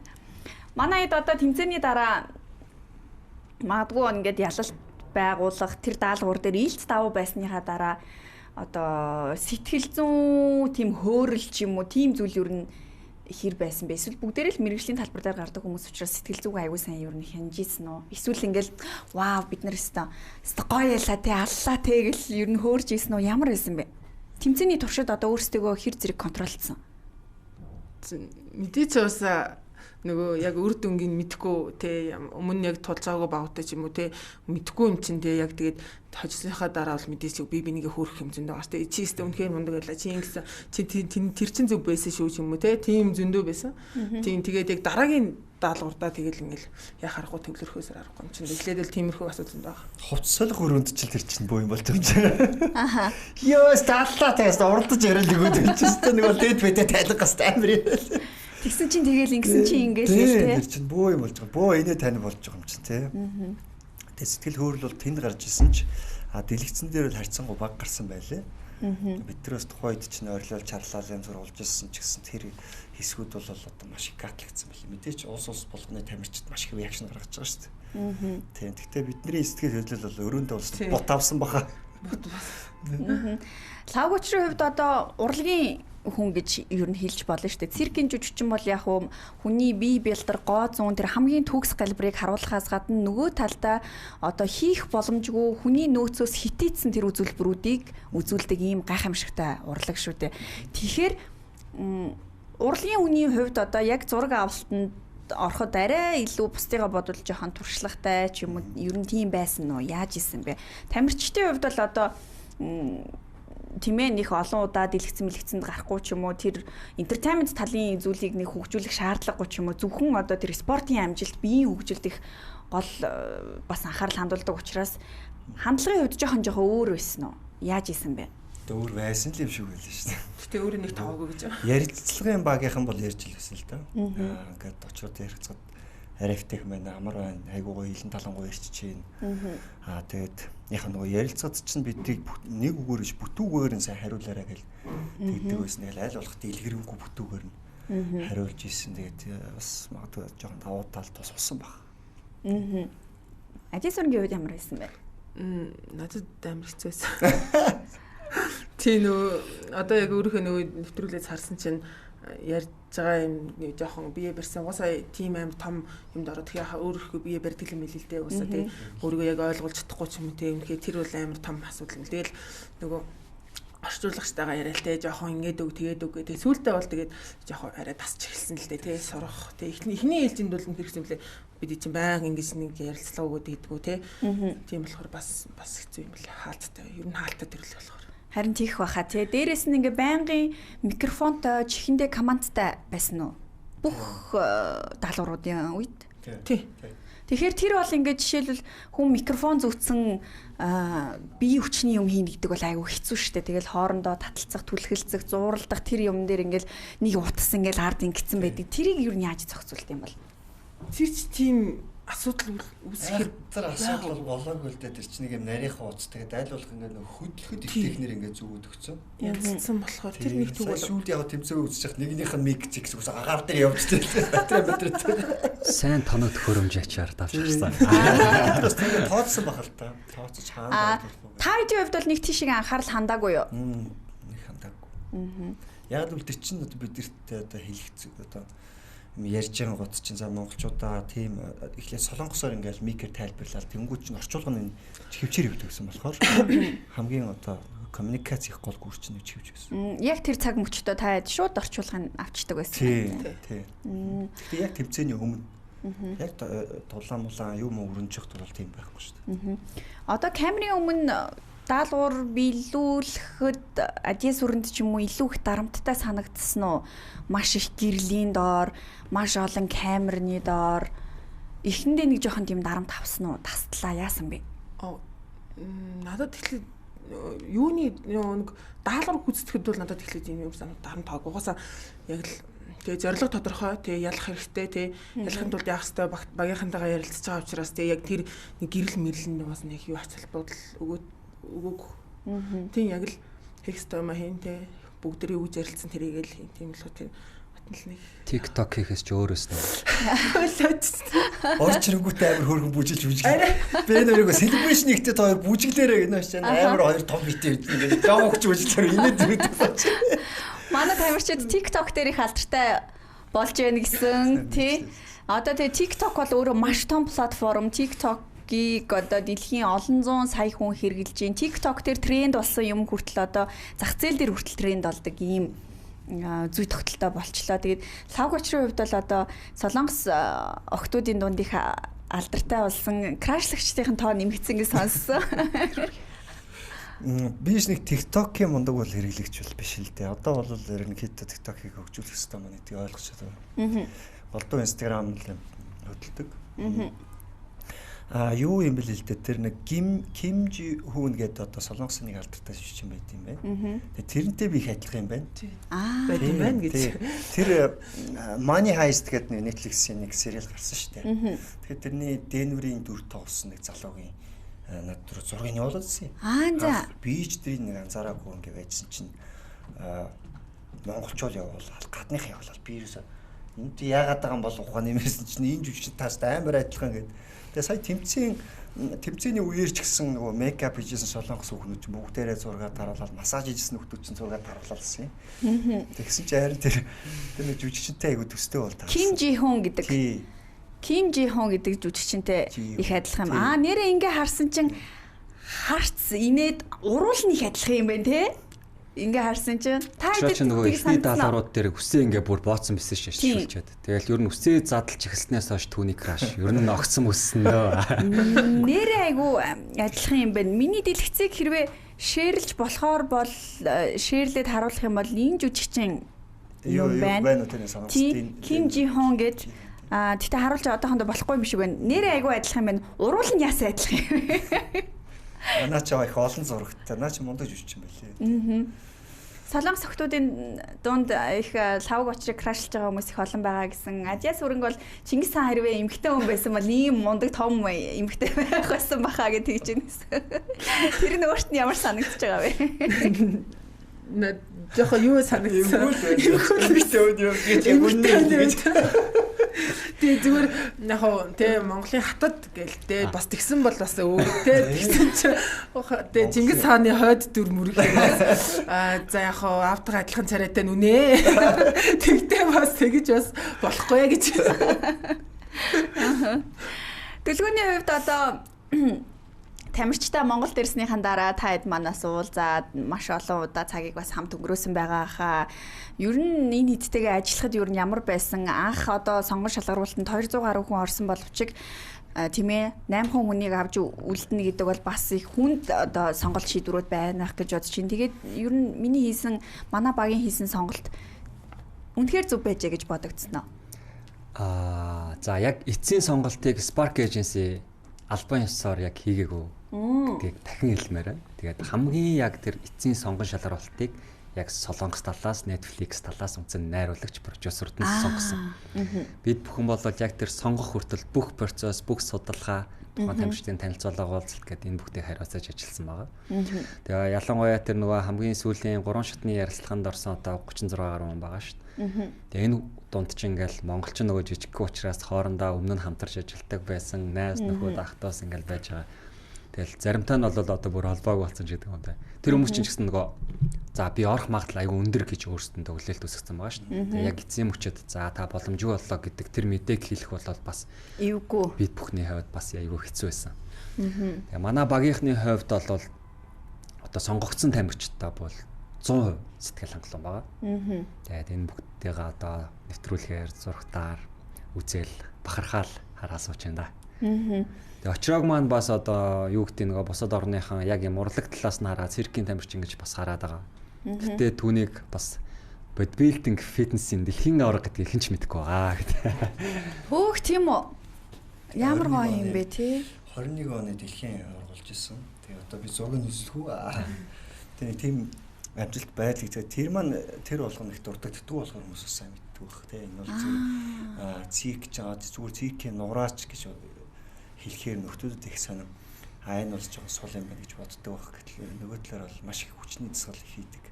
Тэсвэрийн дасгалууд хийдэг тийм төрөл үүдэг. Их шүрмэслэг байх тийм ээ.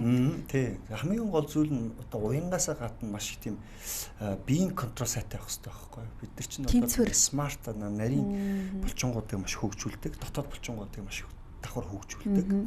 Илүү том одоо булчингийг бодвол илүү жижигвтер олон ширхэгтэй булчин их хөгжүүлж тэсвэржүүлдгээр онцлог. Дээрээс нь тэр булчин нь уян тэгээд хүч гаргах болцоотой. Илүү олон даалгавар дээр илүү төвчөрт байх болцоо бол бүрдүүлждэг бэлтгэл хийдэг гэсэн. Гэхдээ одоо нөгөө нэвтрүүлгийн урьд хэсэгт бүх тамирчдын ер нь жижигхэн нэг биографи маягтай ч юм уу тийм нэг мэдээллүүд явж байгаа шүү дээ. Тэрэн дээр харахад бол би өөртөө санаа зовхгүй байна. Яагаад гэх юм бол багаасаа маш өндөр одоо хэмжээнд бэлтгэгдсэн учраас ерөөсөө ч санаа зовхгүй байна гэж хэлсэн. Тэгэхээр яг тэр үгнийг одоо илэрхийлэл байна л да сая тийм ээ. Бодибилдингийн дэлхийн авраг 2021 онд. Тэгэхээр одоо ч гэсэн яг энэ фитнес бодибилдингээр хичээлдэг үү? Үгүй одоо энэ фитнес болон миний өөрийг хийж байгаа одоо циркийн тэнцвэр уран уралтын төрөл энэ хоёр чинь зөрчилддөг. За илүү фитнесийг хийх юм бол тэр төрлөө хайж эхэлнэ одоо циркийн төрлөө. Яа тэгэхээр одоо эн чинь фитнес чинь бол илүү булчин том болгож одоо юу гэх юм бэ? Булчингийн массыг нэмэгдүүлж тий. Булчингийн массыг нэмэгдүүлж байгаа бол бид нар илүү булчин механик байдалд илүү шилжүүлж илүү нэг удирдахад амархан удирдахад амархан жижиг булчингуудыг илүү хөгжүүлдэг байхгүй. Тий. Фитнес бол илүү жоохон формула байгаа шүү дээ. Цээжний шагалт нэг юм 5 6 салууддаг бол бид нар чинь гарны үндсэн тойрон одоо шууны бүх булчинг ажиллуулждаг байхгүй. Тэгэж нарийн тэнцвэр балансыг мэдэрч. Тэгэхээр хийдэг дасгалууд хүртэл шал өөр. Шал өөр. Одоо фитнес хийгээд нөгөө тоглолтоо хийгэнгүүт чинь миний хөл гэр чинь маш хүнд үлдсэн. Тэнгүүтээ маш хөшүүн болцсон. Удирдахад хэцүү болсон байдаг байхгүй. Тэгэхээр аль нэгийг зөөлж зүр байлгаж байгаад нөгөөтхийг ингэж хийж ахиулахгүй болдгоо. Тэгвэл бодибилдингийн дэлхийн авраг гэдэг бол бас тий маш том амжилт шүү. Дөлгөөнөө хэлэхгүй бол өстой дарагдсан мэдээлэл шүү. Сүүлийн ярилцлагыг бас санаж байна.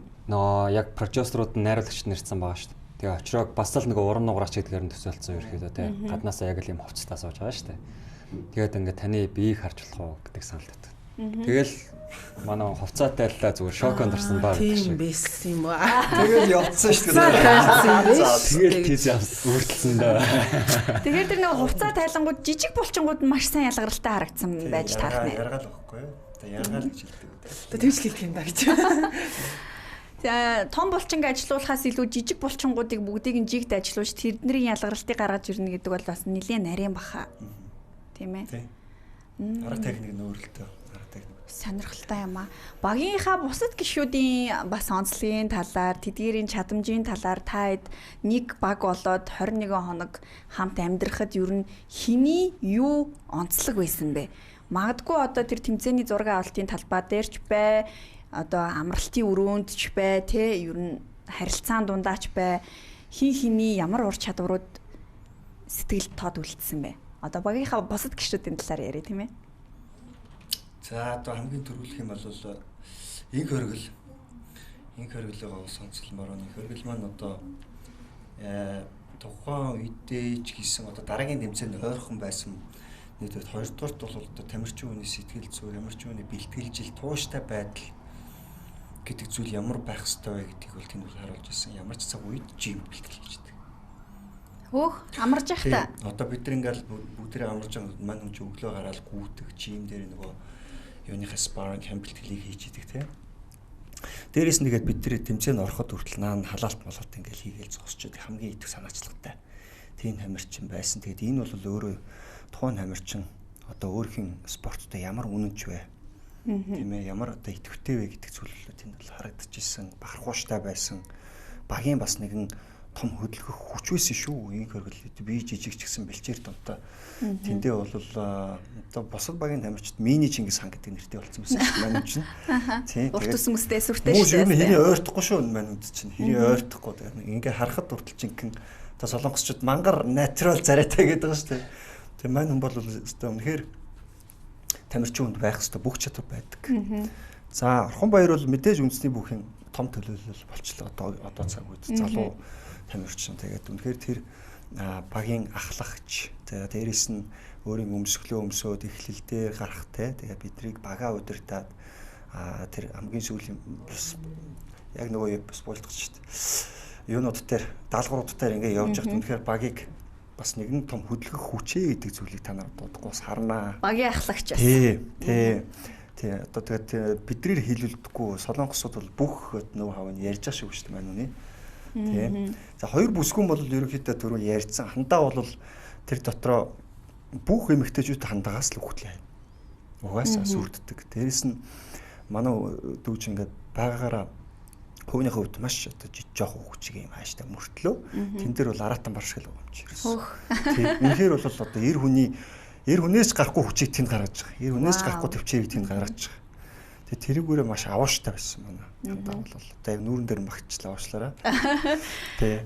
За дүлгөө мөн бол багийн ерөнхийдөө нэгдэл бас нөгөө тал дээр бүгдээ юм ингээл boring байгаа л тэ ингээл зөвхөн ажиллаа яриад зөвхөн зовлонгоо яриад өвдснөө яриад байхгүй. Дүлгөө мөн тэн дотор одоо бидрийг маш их гоё entertain хийжсэн. Бид нар одоо ингээл дараагийн даалгавартай бэлдчих байнга л инээдэм ханиадсан болол одоо хандаа энэ хөр чинь өөрчлөхгүй л хоорондоо байлдчих гал гэх мэтчлээ. Уушлаарай тий. Уушлаарай. Тий. Тэгээд ингээд тос бүртээ маш их одоо үүрэг оролттой байсан. Тий. Манай 3-ыг өөрчих 3-ын хамгийн том төлөөлөл тэгээд багийн тэмцээн дээр ч гэсэн одоо ship rector ч гэсэн хамгийн гоё төлөвлөгөөг маань боловсруулсан та нар харж ирсэн баг тий. Тэгээд энэ бол бас нөгөө талаараа багийн нэг бас brain байсан. Багийн нэг бас хүч байсан. Тий. Тэгээд энэ бүгд маш гоё чигтгэн ажилласан манайх. Жинхэнэ хандаагийн талаар бол үзэгчтэй саяны хандаа бол ажаа сүрэн хэлсэн байх шүү. Ажаа шүү. Хоёр сүрэнгээ хандаад ханд сүр ажаа сүр. Тийм. Сосоо. Хандаагийн хувьд бас нөгөө аав нь бүх хүн, өвөө нь бүх хүн, гурван үеийн тамирчин учраас бас тэр нэг атлетик чанар нь одоо яста холдох вэ гэж тэ нэрээ яг л тийм байсан бах та. Тийм.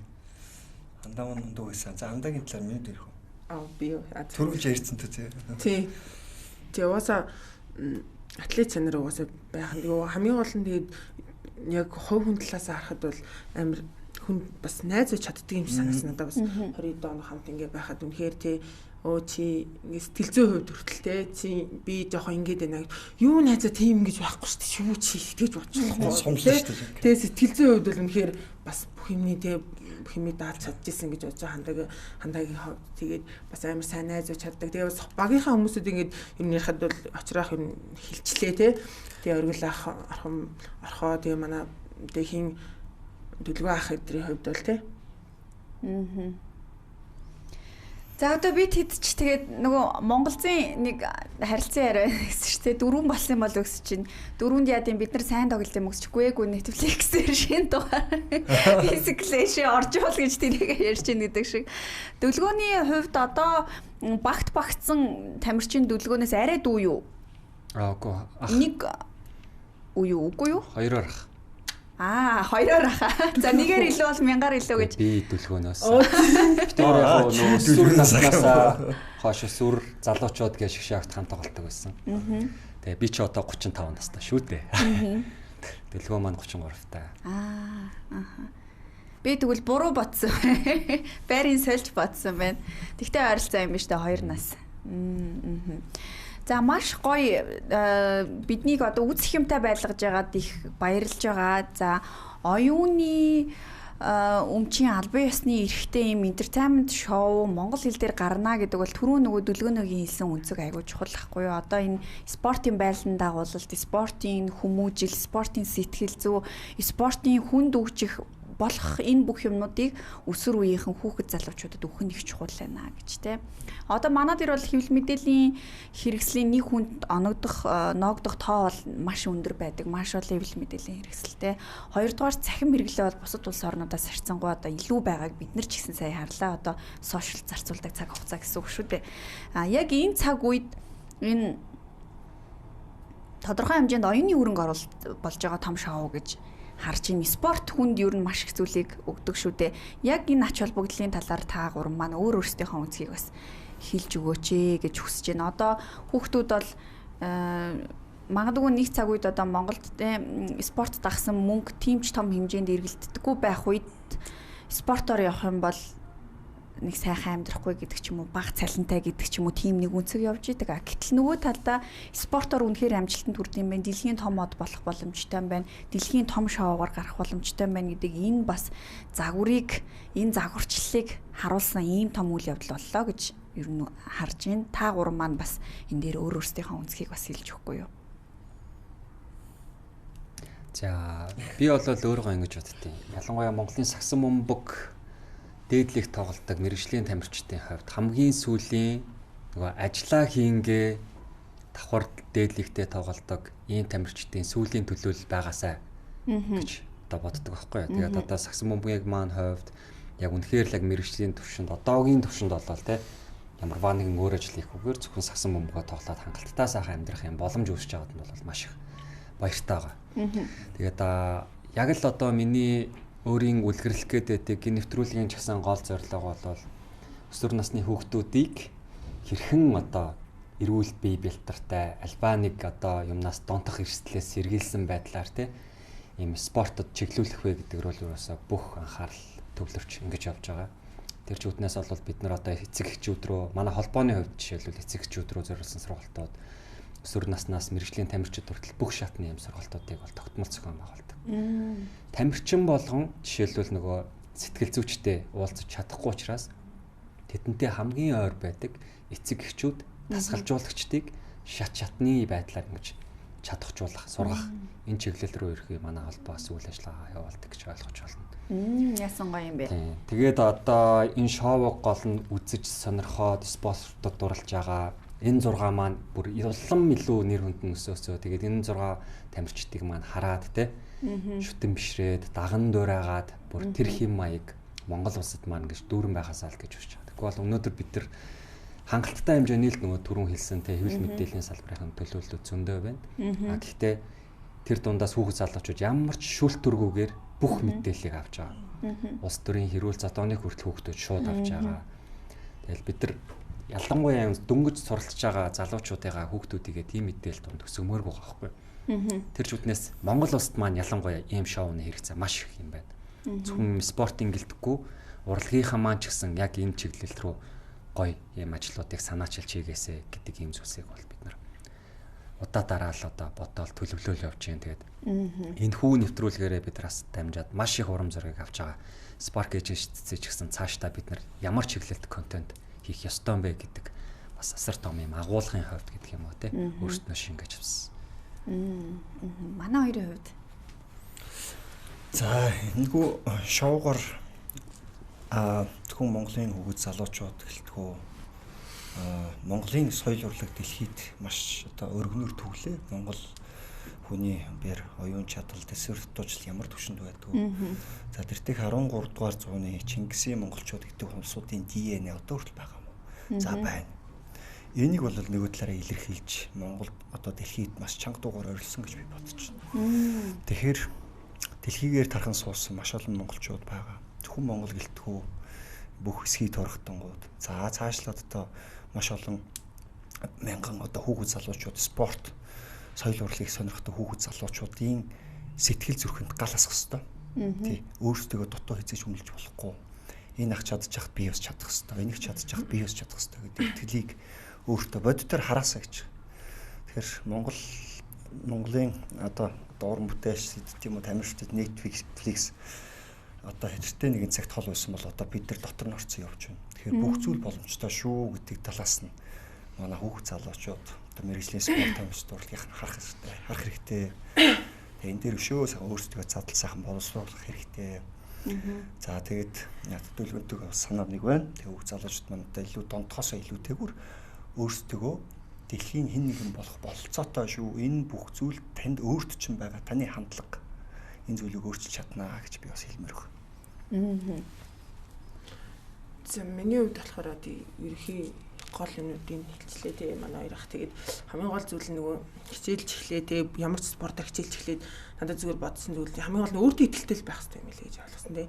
Уусаа хичээг нь тодорхой тий зорилгоо ингээд тодорхойлсон ингээд олон хүмүүсд хамгийн гол нь тий хамгийн гол өөртөө итгэлтэй байгаарай л гэж хэлмээр санагддаг. Нэрээ саяны үнцэг бас их гоё юм байна. Netflix ч юм уу дэлхийн томоохон платформуд бидэнд нэг одоо хол санагдхаа болж байна. Бид нар өөрсдөө дотор нь орчлоо гэж тий. Одоо магадгүй манай Physical Asia шоуны тамирчдад сурталчилгааны санал ч юм уу тий нүүр царай болох санал ирэх юм бол энэ боломжтой юу? Эсвэл гэрээнд заагдсан хугацааны дараа тодорхой хугацааны дараагаар ийм ажлуудын санал авах ер нь боломжтой юу? Ямар байдаг юм болоо? Ямар байдаг вэ?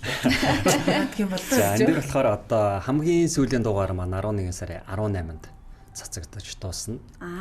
Тэрнээс хойш одоо 7-оос 2-7 хоногийн дараа тухайн тамирчдын гэрээний дагуу зөвшөөрөл аваад альва реклам зар сурталчилгаа байгууллагын нүүр царай болох тэр зүйлсүүд бол чөлөөтэй нэгдэх боломжтой байна. Тэгээд саяны нэвтрүүлгийг одоо ингээ цацагдсанаас хойш миний ингээ хамгийн гол баярлж байгаа юм бас дэлхийд даяар ингээ тарцсан байгаа монголчууд маань тэр хүмүүсийн тэр баярлж байгаа сэтгэгдэл нэгдмэл болж байгаа тэр зүйлсийг болол бүр сүүлийн та бараг л сарын хугацаанд үнэхээр их мэдэрч байна. Тэгээ монголчууд маань ямар олуулаа юм бэ? Энд тэнд тархан сурсан байдлаар тэгээ тэр болгоно одоо тухайн байгаа газараа өөрсдийн онцлогийг харуулж байгаа тий. Омгшж байгаа. Тэгэл ядчил сая Индонез одоо байдаг Балид одоо компанитай ингээл монгол залуучууд бид нар одоо Physical Asia-гаар л энэ ярьж давуу талаа үсгэж ингээл тий. Тэгэхээр ингээл улс орон болгонд Монгол гэдгээрээ бахархах ийм сэтэл болж өгсөнд нь бүр туйлах баяртай. Энэ оюун санааны бас нийтмэл байдал гэдэг бол энэ соёл, спорт, урлагийн ийм зүйл дээр бас маш их одоо харагддаг. Дээрээс нь тухайн улс орон алдартай тамирчнаа дэмжих, алдартай хамтлагаа дэмжих, тэдэнд одоо хөрөнгө оруулалт хийх нь бас их оронж үзэл гэж хилэгддэг штэ тийм ээ. Тэгэхээр дахиад нэг зүйлийг хэлэхэд хулгаагаар бити үзээрэй, мөнгөө төлж үзээрэй гэдгийг бас бүр дахин үзэгчдтэй урайлмаар санагдаж байна. Тэнд маш том продакшн ажиллаж байгаа, маш том баг ажиллаж байгаа.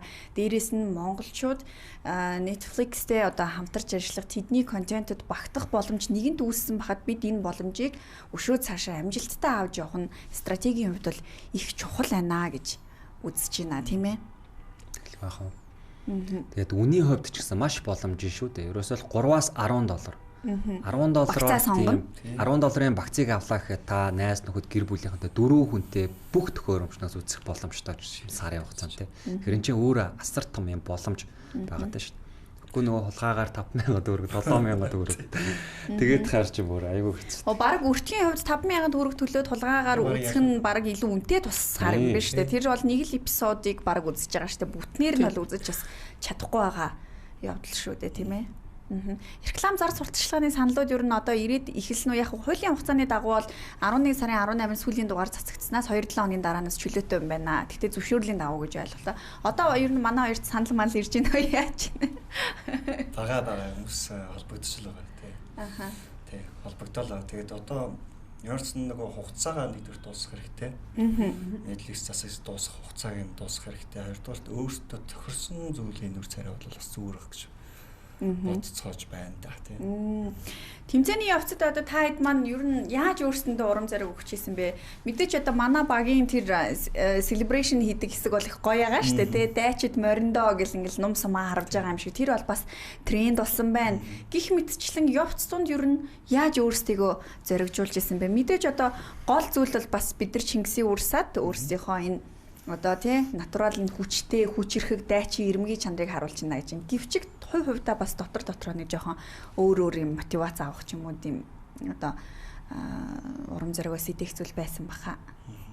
Юу гэж юу нь боддог вэ?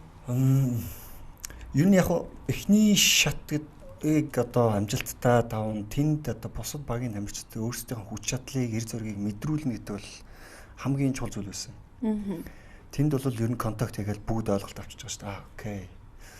Монголыг бол басч болохгүй байна гэдэг тийм ээ. Тэрнээс хойш Монголын багийг харах, Монголын багтаа өрсөлдөх багийн хандлага одоо шал өөрүүлсэн л доо. Хүндэтгэх сэтгэлгээ хоорондоо зөрүүд өнгөрөхөд хүртэл энийгээ сайхан мэдлээд тийм. Дээрэс нь бидний тэр ялалт эхний тэр юун дээр 6-гийн эсрэг Юуш 12-ийн эсрэг 6 үзэж чинь нөгөө тамирчид чинь гарч ирээд ёо 6 хүнийг 12 хүн ялах хэцүү байл шүүгээ яриад байгаа байхгүй. Тэгэхээр энэ маань ямар том хүнд зохиол болсон бэ гэдэг нь нөгөө талаас харагдаж байгаа. Тэгэхээр бид нар бол тэрэндээ өөрсдөө маш confident буюу ихтгэл төгс байсан. Тэ эхний нэг ялалт, хоёр дахь ялалт гэдэг бүр ихтгэлтэй болж эхэлсэн. Тэ эргэлзээгүйгээр монголчууд бол хамгийн шилдэг нь болно гэж өөрсдөө дотор ингэсэн байсан. Ажи суран ер нь яг даалгавар биелүүлэх явцад ч юм уу дунд нь ингээл үнэхээр хүнийг болохоо байх гэдэг хэрэгтэй юу боддог вэ? Болохоо байх гэдэг ирэх үедээ тэгэл ээж аваа бодог сан бодог тийм ээж аваа нутаг усаас илүү тэгэл яг ингээл Монгол бодчих юу ээж аваа бодог гэж. Тинчээ чинь тэгэл багийнхаа харж энэ хамгийн гол нь тинчээ ойрхон байгаа хүмүүсээс л итгэл авч байгаа юм шиг үнэхээр манай багийнхан тэнцээ тийм үнэхээр сэтгэл зүрхээ тий чи чаднаа гэж яахт чинь би чадахгүй байх. Манай орхооч ойрлоод байгаа юм чи заанаас нэг даалгавар дээр санаж байна тий.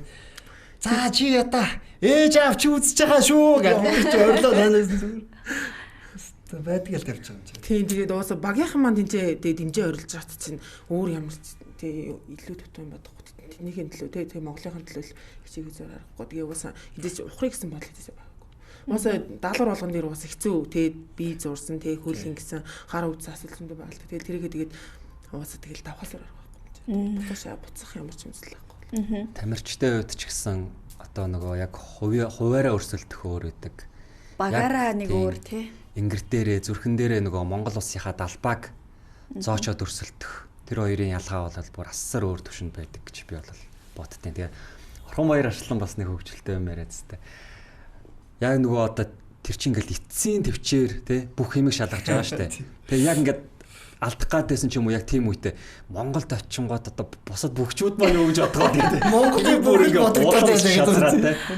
Тийм зүйлсээсээ бас урам зориг авч ясна ч гэдэг юм уу маш гоё юм хөвгчлөлтөө төвхүүд бас энэ маань бас аюул хэрдэг. Нэрээ Орхон баяр арслан гэсэн чинь шууд нэг зүйл санаанд орж байна. Одоо Монгол бүхийн талаар дэлхийн нийтийг сонирхож байна. Үндэсний спортыг одоо төлөөлсөн хүмүүс нь багийн ахлагч юу нь болж байгаа харагдсан шүү дээ. Ер нь дийлэнхтэй тий. Тэгсэн чинь Монгол бүхийн талаар контент их хангалтгүй байдсан байна гэсэн үнцгүүдээс айгүй их харагдчихилээ. Жишээлбэл TikTok дээр ч юм уу яг Монголын үндэсний бүхийн бүхчүүдийн бичлэг контентуудыг цөөхөн байна. Энийг ер нь яг бодлогын хэмжээнд бид нэр үйлдвэрлэх ёстой юм байна гэдэг үнцгүүд явж илээ. Дүлгөөнөөгийн хувьд ер нь энэ дээр бас ямар одоо шийдэлч юм уу одоо ер нь юу гэж харсан бэ? Түрүүн хэлсэн бид нар ямар контент дээр ер нь цаашдаа голцоо ер нь ажиллахаа бараг олоод авцсан гэж хэлсэн. Нууц биш бол холбогдож байгаа юу үндсэн. Би яг саяны ингээ сэтгэлдээ битсэн л тээ. Тэгээд одоо жишээ нь TikTok дээр Орхон баярын одоо хайлт дэлгэрч бол бүр маш өндөр түвшинд байгаа. Зөвхөн одоо Солонгос, Азийн түвшинд биш, бүр Европ, Америкийн түвшинд те. Тэнгууд тухайн хүмүүс одоо жишээ нь Орхон баяраар дамжуулаад үндэсний бүх гэдэг хайлтыг янгууд жишээ нь өвөр Монгол бүх гарч ирээд байгаа байхгүй. Тэнгууд яалтчгүй бид нар үндсэн хэрэглээ маань монголчуудын хувьд сошиал медиа дээр Facebook үлдсэн юм байна. Одоо бүх хайлт дэлгэрсэн Facebook, бүх худалдаа маань Facebook те. Ерөөсөө бүх юм нэг платформ дээр эргэлдээд байна. Харин нөгөө дэлхийн нийтийн эсэргээрээ Facebook-ыг баг хэрэглэхэ болоод бусад нөгөө Instagram ч гэдэг юм уу те өөрсдийн гэсэн одоо KakaoTalk гэдэг ч юм уу тухайн улс олон өөрсдийн гэсэн платформ те хөгжүүлсэн дээрээ байна. Тэгээд нөгөө гол хэрэгжилж байгаа TikTok ч гэдэг юм уу те. Тэгэхээр бид бүхэн өөрсдийн соёл, ёс заншлаа үнэхээр тэр Монгол гэдэг ондоошлоо гадагшаа таниулъя гэвэл тэдгээр одоо сувгуудыг бол зайлшгүй бүрэн ашиглах хэрэгтэй юм байна. Тэгээ ялангуяа яг одоо үед хүн болгон Монгол гэдгийг сонирхож байна. Монгол бүгчүүдийг сонирхож байна. Үндэсний одоо 93 наадмын сонирхож байна гэдэг юм уу те. Одоо эдгээр тамирчдаар маань дамжаад Монгол гэдгийг бүгд сонирхож хайж эхэлж байгаа байхгүй. Тэгэхээр л яг тэр болгон дээр Монголоо хангалттай хэмжээнд ингэж харуулж чадах маш гоё юмсаг контентууд л одоо байршаасаа хийгдээсэй л гэж хүсэж байгаа. Энэ бол бас нэг хоосон орон зай байна тийм ээ. Хийгдэх боломжтой. Гэхдээ дэлхийд хэдийнэ танигдаад эхэллээ шүү дээ. Facebook дээр бол байна, YouTube дээр байна те. Гэхдээ тэр нөгөө хэрэгцээ шаардлагын үүсэж байгаа ялангуяа тэр залуучууд руу чиглэсэн ч гэдэг юм уу. TikTok, Instagram дээр тухайн насныхны сонирхолд нийцүүлэн бас үйлдвэрлэх нэг чухал байна. Насны онцлог зориулсан байдлаар те. Сонирхолтой юм аа. Дээрээс нь одоо дүлгөөнөө өгөөс бас дахиад асуумаар байна. Агентлагийн хувьар анх бол өөр шоу хийх гээд ингээд өөр нэвтрүүлэг хийе гэсэн саналтай байсан боловч энэ маань Physical Asia болж хувирсан гэж. Азийн маш олон улс орнууд байдаг. Одоо хүн амын популяцийн хувьд бол бид бол маш бага хүн амтай Азийн жижиг улс гэж хэлэгдэнэ. Тэгэхээр тэр олон зуун сая хүн амтай хүчирхэг эдийн засагтай Азийн бусад улс орнуудаас ялгарч энэ 8-1-т багтна гэдэг бол өөрөө бас их том сорилт байсан болов уу гэж бодож байна. Бэлтгэл ажил дээр ер нь маш их цаг зарцуулсан байхаа. Тий, мэдээж хэрэг яг энэ төслийн ард бол маш олон ажиллаж байгаа тий. Хүн болгоны одоо хин нэг нь байгаагүй бол энэ бүхэн бүтэхгүй байх л яг ийм үндсэн дээр бид бүхэн ажиллаж ирсэн. Тэгээд одоо энэ шалгарсан байгаа 8 орныг харахад ч гэсэн хамгийн ойрхон нь манахаас 8 дахин их хүн амтай буюу одоо Австрали байгаа шүү дээ. Тэгээд дээшээгээ 44 одоо дахин их ийм хүн амтай Индонез ч гэдэг юм уу те. Ийм холт зөрүүтэй эдийн засгийн хувьд ч тэр те инфляцийн түвшин тэр нь бол харьцуулшгүй шүү дээ бүр. Гэхдээ биднэрт хамгийн том даваа тал нь нөгөө ондоошил гэдэг зүйл байна. Одоо манай ажааг харсан ч гэсэн те ийм өргөн шанаатай, том биетэй ийм гоё уян хатан хэрнээ бүх одоо булчин мэдрэмж нь хөгжсөн ч гэдэг юм уу те. Үндэсний 93 наадмын тасралтгүй он жилүүдэд ингээд байдаг ч гэдэг юм уу. Үнэхээр бид бүхэн нэгдэж чадвал, нэгдмэл байж чадвал зүгээр л Азийн түвшинд биш дэлхийд дахинд ч бид нар хангалттай хэмжээнд амжилт гаргаж чадах юм байна гэдэг энэ үнцгийг маш их харж байгаа. Тэгээд анхны бол тэр 50-50 гэдэг санаанаас ахуулаад л ерөөсөө одоо бид бүхэн дараачийн удаа Netflix-тэй хэрхэн яаж хамтарч ажиллах вэ те гэдэг юм маш олон л одоо төслийн санаа, бизнес санаанууд бол одоо яригдаа цаашдын хамт ажиллагаагаа хэрхэн өргөжүүлэх вэ? Монголын кино контент хэрхэн одоо тийшээ замын ингэж гарах вэ гэдэг байдлаар зөндөөл ажлууд бас төлөвлөж явж байна. Гайхамшигтай юм аа. Одоо бусад улс орнуудын тамирчдыг харахад жишээлбэл Manny Pacquiao байна шүү дээ тий. Мэргэжлийн боксын 8 өөр жингийн дэлхийн аварга гэдэг тэр чи одоо долларын саятан тамирчин шүү дээ. Азийн бараг хамгийн баян тамирчин гэдэг лүү дээ. Ер нь бол одоо санхүүгийн хувьд бол бас одоо маш өндөр эрх чөлөөнд хүрсэн дэлхийн том алдартай тамирчин. Ийм тамирчинтай яг ингээд нэг зоонд ороод нэг уур амьсгалд нэг ийм гоё вайбанд орох ер нь ямар байсан бэ? Надад бас Manny Pacquiao-гийн дүр төрх яг тухайн шоуны одоо нэг оролцогч болж байгаанаас маш том одоо маркетингийн их гоё томоохон шийдэл байсан болов уу гэж харсан. Та хэдэд маань бас ямар сэтгэл төрсэн бэ? яг хоо тамирчид дээрэс нь одоо тэр хүнийг биширж үздэг улсууд бид нар өөрсдөө байсан л да. Тэгээд яг тэр өнцгөөс харахад бол үнэхээр хамтран одоо нэг шоунд орж байгаа нь нэр төр хэрэг байлгүй яг хоо. Тэгэл ороод ирэнгүүт чинь тэр чинь маш их тийм алдартай юм чинь сүрдмээр юм чинь. Тэгэл ороод та нар харсан бол одоо бүх тамирчид очиод хүндлэл гар барайл хэвээр legend your legend гэх. Тэгээд энэ зүйлийг бас Солонгосын production орган маш сайн зөв ашигласан баг гэж би бодож байна. Тэгээд Mani Pacquiao-гийн нэрээр Physical Asia-с маш тодорхой хэмжээнд маш их promote төвчлөлт нь их сайжирсан баг. Нөгөө талаараа бас тэнд орж байгаа тамирчдад ч ихсэн би чинь зүгээр л Physical Asia-д ороогүй юм байна. Чи Mani Pacquiao өрсөлдөхгүй дээ шүү дээ. Тэ? Тэнгүүд чинь энэ хүний чинь нэр хүнд тэр нэр сүрээс чинь сүрдэж байгаа юм чинь. Нөгөө талаас хараад үзэхээр бид өөрсдөө бас бахархах. За энэ хүнтэй чинь мөр зэрэгцээд нэг шоунд орж байгаа маа гэдэг тийм сэтгэл төржсэн. Тэгээд сайхан байсан. Тэ. Одоо би бэлтрийн хувьд яг багжийн дүрсэлтдэг тамирчин штэ тий. Одоо лав очиртой бол нуруугаар ойролцоо ч юм уу жингээр ойролцоо байсан уу? Ойролцоо юм бэл. Яг л тий надаас баг зэрэг намхал та. Гэхдээ яг нөгөө бидний миний жим бол ойролцоо юм бэлээ.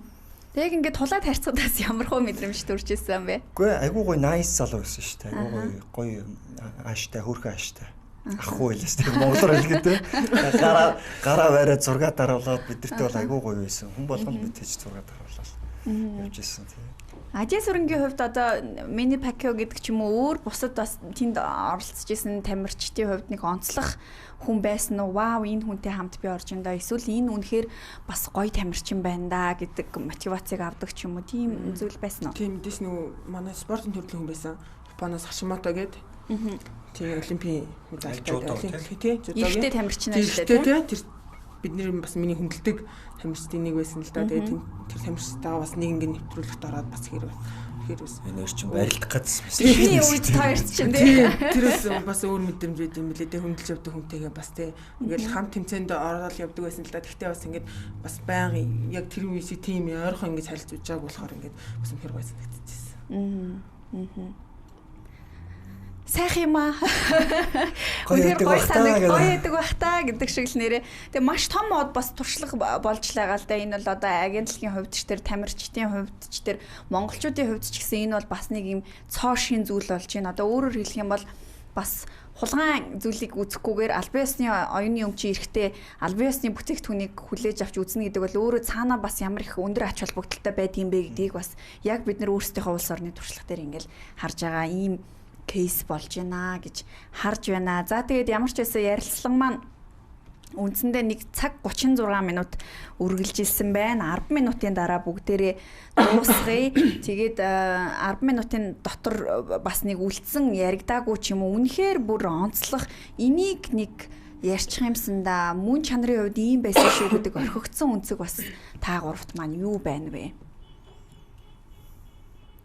Эсвэл одоо нэг хүмүүсийн харах нөгөө нэг ойлголтын бас нэг жоохон зөрүүтэй юм одоо байгаа ч юм уу тий жишээлбэл одоо хин дүлгөөн түрүүн хэлж штэ Монгол бүгдээр ихэд өвөр Монгол хайлт их гарч ирж байна. Бид нар монголчууд ингэх хэрэгтэй. Нөгөө талаас нь дээрэс нь бид нар энэ жил хагасын хугацаанд энэ мэдээллийг нууцлах гэж хуйлаа одоо гэрээгээ зөрчихгүй байх гэж маш их хүчин чармаалт гаргалаа гэдэг ч юм уу. Ер нь одоо бидний олж хараагүй өөр өнцөг өөр тал юу байна вэ?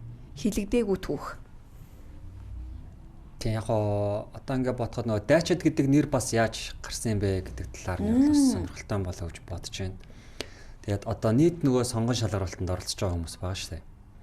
Тэгээд хүм болгоноос энэ асуултыг асуусан. Хэрвээ та энэ багт эцсийн байдлаар сонгогдвол багтаа ямар нэр өгөх вэ гэсэн чинь нийт оролцогчдын бараг л 90-с дээш хувь дайчид гэсэн байхгүй. 95% гэж би уншсан тийм ээ.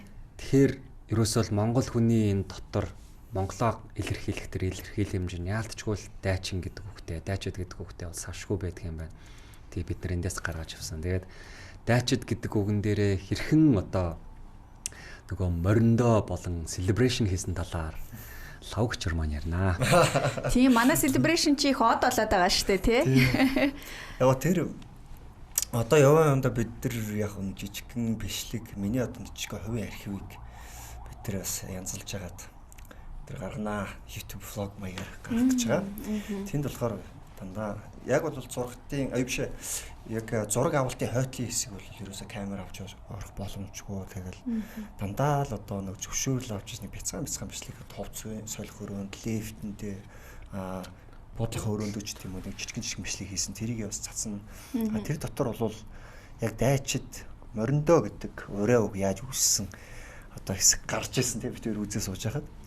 Тий яг ямар ч бүгдээрээ дайчд гэдэг дээрээ санал нэгдсэн.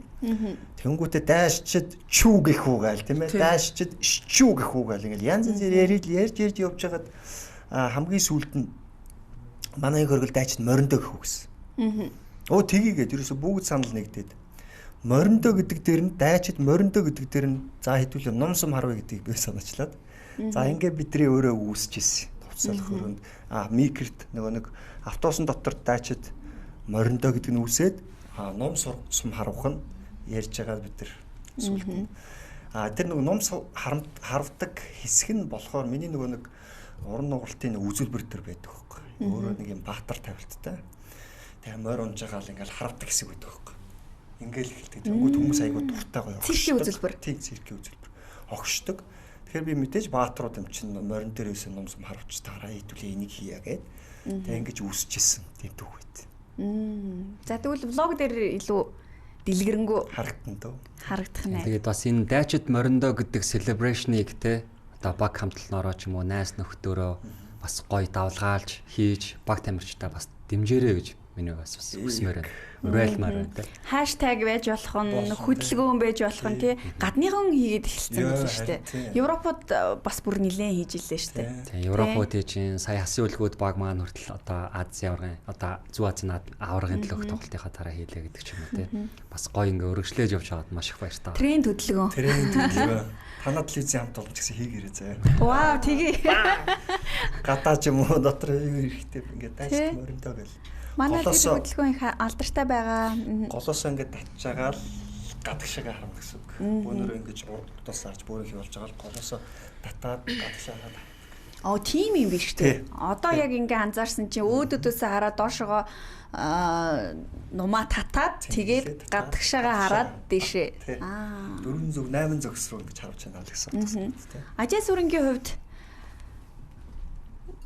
олонд хилээгүй ч юм уу эсвэл энийг хэлэх юмсан гэдэг ч юм уу эсвэл энэ өнцгөөс нь хүмүүс харахгүй жоохон буруу ойлголттой байна да гэдэг зүйл байгаа юу шоуны хүрээнд хэлхийг хүсэн зүйл бол нөгөө энэ physical age гэдэг тий шоунд оролцснараа ингээд амар олон тий мундаг хүмүүстэй танилцлаа миний хувьд тий мэдээж ингээд төлөв ах маань байна очрах маань байна тэгээд бас үнэхээр сайн найзтай болсон гэж бодож байна хандаа гэхэд хувьд тий тэгээд бас тий бас үнэхээр тий юу яг хов хүний тэгээ тамирчин хүний хувьд бас ингээд тэгээ яаж тамирчин байх вэ тэгээ тийм талаас нь харах тэгээ энэ хөргөл ах маань тэгээ манай багийн баг юмч байсан тэгээ маа дөлгөө ах маань тэгээ үнэхээр тэгээ тэр хүнтэй баг бүх юм байсан тэгээ жоохон нойр хүрхгүй байна гэсэн энийг уучрах тэгээ юм байна юм явж исэн шүү дээ манай хүн чинь тийм байсан гиз өвдөд гэсэн надаа юм байгаа шүү ханиад сироп байгаа шүү гэдэг тэгээ манай багийн ахлагчтай орхоо байна тэгээ ингээд үнэхээр төшиг тулгтай тэгээ үнэхээр багийнхаа төлөө тэгээ нэг ингэ чи тийм гэсэн болохоор ингээд тийм ийм олон гоё хүмүүстэй бас нөгөө талаараа ингээд бас ингээд учирсан даяар баяртай байгаа. Бас тэрийг ерөөсө хэлж байгаагүй юм байна. Тэгээ үнэхээр их баярлалаа. Энэ шоунд орсонд бол үнэхээр их баяртай байгаа. Тэгээ ямар ч нэг удаа намаа нөгөө нэг одоо ингээд тэнцлээ гэд нэг надад ингээд хариу ирээд ингээд оролцохоор болсон шүү гэ хариу ирсэн чинь би нөгөө цаашаа нөгөө холбооныхондоо мэдгэх гээд ингээд багшаа ингээд зураг авалттай юм байна. Тэр 2 сард ингээд болох юм байна гэд тэгсэн чинь тэр үед нөгөө тэмцээнд авцас таараа тэгээд түг хоёлаа уун тэмцээнд яваад оноогоо цуглуулмаар байна гэ манай багш. Тэгэхээр би ч угаасаа багшийнхаа үгэнд орж байгаа юм чинь. Тэгэл би эргэл залгаал багш шүрхгүй нэ би яваа боллоо. Шууд тэгэл тэгжсэн. Тэгэл тэр үе бас бодохоор яа тэр үе тэгэл болцсон бол яана гэл. Тэгэл яг арын албанд дэм манай бүхэх эднэр маань тэгээ холбооныхаа манай холбооны ерхийлэгчтэй яриад ингэж шүлсэн байсан.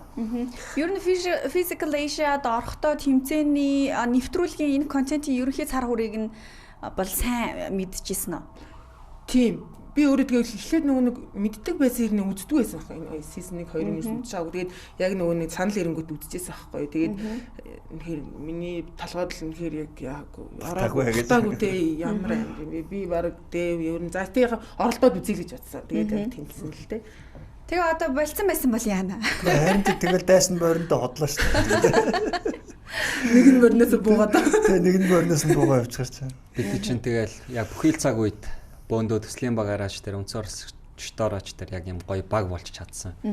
Тэгэл эн чинь бас айгуу том эрсдэл үрж байгаа шүү дээ. Хэрвээ бид нар эхний дугаарт хасагдсан бол тэгэл бас л нөгөө Монгол гэдэг нэрийг үүрж явж байгаа гэдэг утгаараа хамтдаа л нөгөө сошиалтоо тий атлуулаад ингээд явах байсан. Тэгэл бүхий л нөгөө эрсдэл болоод амжилт бүгдийг ингэж хамтдаа үүрж явж байгаа нь бас миний хувьд маш гоё байгаа. Тэгээ би энэ хоёроос бас нэг асуулт асуучих واخ. За. Нэвтрүүлгийн зүгээс та ядыг очиод нөгөө би чи хэвийг авч байгаа шүү дээ. Тэр бас ямар байсан. Тэгээ хэв нь гараад ирэхэд өөртөөхөө биеийн галбирт хэр сэтгэл ханамжтай байсан бэ? Ямар байсан бэ те? Тэр амаргүй юм билээ тий. Тий. Уус эхлээд хэлсэлтэй цагаас цаг 30 минут болно. Тэгээд тэр чинь нэг шавар болж болох нэг улам хүндэрнэ те. Жохон хэцүү байх болоогүй цаанаас угаас хэлсэн. Тэгээд хамгийн бас өөрийнхөө бас гоё хэлбэрийг бүтээч гэх юм би минь чаглах магадгүй. Тих юм биш тий. Тэн дээр чинь тэгээ бас чанга юм билээ те. Цаг явж болтгоо. Гэхдээ цаг 30 минутын турш тэгж зогсно гэдэг чинь чангалаа зогсно гэж үнэхээр байхгүй байгаа байхгүй. Тэгээд тэр чинь хатах төхөөдрөхөөр бүр ингээд бариад эхлэнгүүт амьсгалж чадхаа болоод эхэлт юм байна. Амьсгалгаад айгүй хэцүү болоод. Тэгээд яг миний нөгөө турсгаа бүтээж яхад миний өмнө айлаа баг энэч тамирч орсон. Энэ хийж чадаагүй дараагийн дахиад цаг авсан гэдэг. Тэгчихсэн. 2-3 тамирчин бол тэрэн дээр бол айгүй хүнд цагийг өнгөрүүлсэн гэж хэлээ. Тэр нь хүртэл бас тусдаа нэг даалгавар юм шиг тий. Тэр нь бас амар даалгавар болсон. Тэгээд битүү шавар дайчдаг зогсоо. Тэгээ сууж исэн үү? Зогсоогоо. Хөөх. Цаг 30 зогссон хүмүүст бол дараагийн одоо 11 цацагдах дугаарын зогсолтол юу ч хийсэн юм. Тэгэхээр тэр чин зогсоогоороо тэгээ тийм хүнд тэгээ дээрэс нь хамгийн гоё тэр галбираа тэр булчингийнхаа ялгаралт малгаралтыг харуулчих галаас ингээд харин чангалтай сүртэй бол нэрээ. Зарим нэг нөө боол яа. Нөө боол гэдэг. Нэрээ бас ингээд даалгавар шиг шахуу байсан юм байна тийм ээ. Тий. Хүн хэцүү юм билээ тэр шавраар. Тий. Тэгээ дараа нь харахад бол бас үнэхээр бас гоё юм билээ. Тэгээ өөрийгөө бас тэгж харна гэж бас үнэхээр. Цэжнийхаа хэвийг тэр одоо баримлыг тий. Монголын далбаатай хувцс тарааж өгөхөд ямар санагдсан? Гоё байсан. Тэр чинь шууд танилцуулаад за одоо бүх яг хувцас солиод доор байгаа хувцас сольж өмснө гэлдэггүй шууд сандраал явчихсан гэж шүү дээ. Шууд эхлэх гэж байгаа юм болов уу гэл. Тэгэл өмсвөл тайлал хувцас тайлал нөгөө хувцас гаргаж ирэл өмсөн чинь тэр төрийн далбаатай. Дээрэс нь Монголын хөх тэнгэрийг бэлэгдсэн гэдэг цэнхэр байсан. Ямар гоё юм бэ тий. Тэгээд улс болгоны өөр өөрсдийн гэсэн өнгөөр нь тодорхойлж тавьсан байлээ. Японы жишээлбэл одоо тэр өнгө мөнгийг бол манай агентлагаас бүх судалгаа ямаа хийж саналуудаа оруулдаг. Тэгсэн. Одоо жишээ нь яг Монголыг ямар өнгө төлөөлөх вэ гэдэг дээр бид нар саналаа өгч байгаа. Тэнгууд жишээ нь улаан гэвэл Японч бас улаанч гэдэг юм уу те. Тийм учраас Монгол болвол яг ийм хөх тэнгэрээрээ гэдэг үүднээс яг тэр өнгийг санал болгоод одоо та бүхэн анзаарсан бол хадмал дээр ч гэсэн бүх одоо өнгө нь хэрвээ яг англи дээр үзвэл ялгагдж байгаа гол юм. Манай өнгө ч хөх яваад байгаа илүү. Тийм юм байна тий. Тэгээд урталт нь анхааруулга гарддаг штэ. Улс орнуудын одоо хадмалууд өөр гэсэн өнгөтэй гарах учраас өөрчлөгдөх боломжгүй гэдэг. Тэгвэл тэр чин цаанаас аягүй гоё. Терминалийн өнгө шиг аа. Тийм байна. Нэрээ тэгвэл бас цаанаа их гоё утга учиртай юм явж байгаа юм. Өөр тийм одоо бүр гүн тийм одоо утгатай илэрхийлэмжтэй та эдийн маань зүгээс бас энийг нэг харуулчих та гэсэн үнцэг юу байсан бэ? Тийм зөндөө үнцэг байсан. Бид бүхэн ч бас нэгэн тал ингээд шалгараад оролцож байгаа юм чинь. Монгол орны яг юуг нь хамгийн сайн харуулж болох вэ гэд энэ оролцогч болгондоо л ингэж шигтгэж шингээж өгч байгаа шүү дээ. Тэгээд үргэлжлэлийг 11 сарын 11-нд Netflix-ээр хүлээж авч үзээрэй гэж хэлмээр байна. За ойлголоо. Ингээд манай телевизийн хамтрагч Beauty God-с гарын бэлэг таагарвтай ирүүлсэн байна. Студидтэй бэлгийн хүлээн авъя.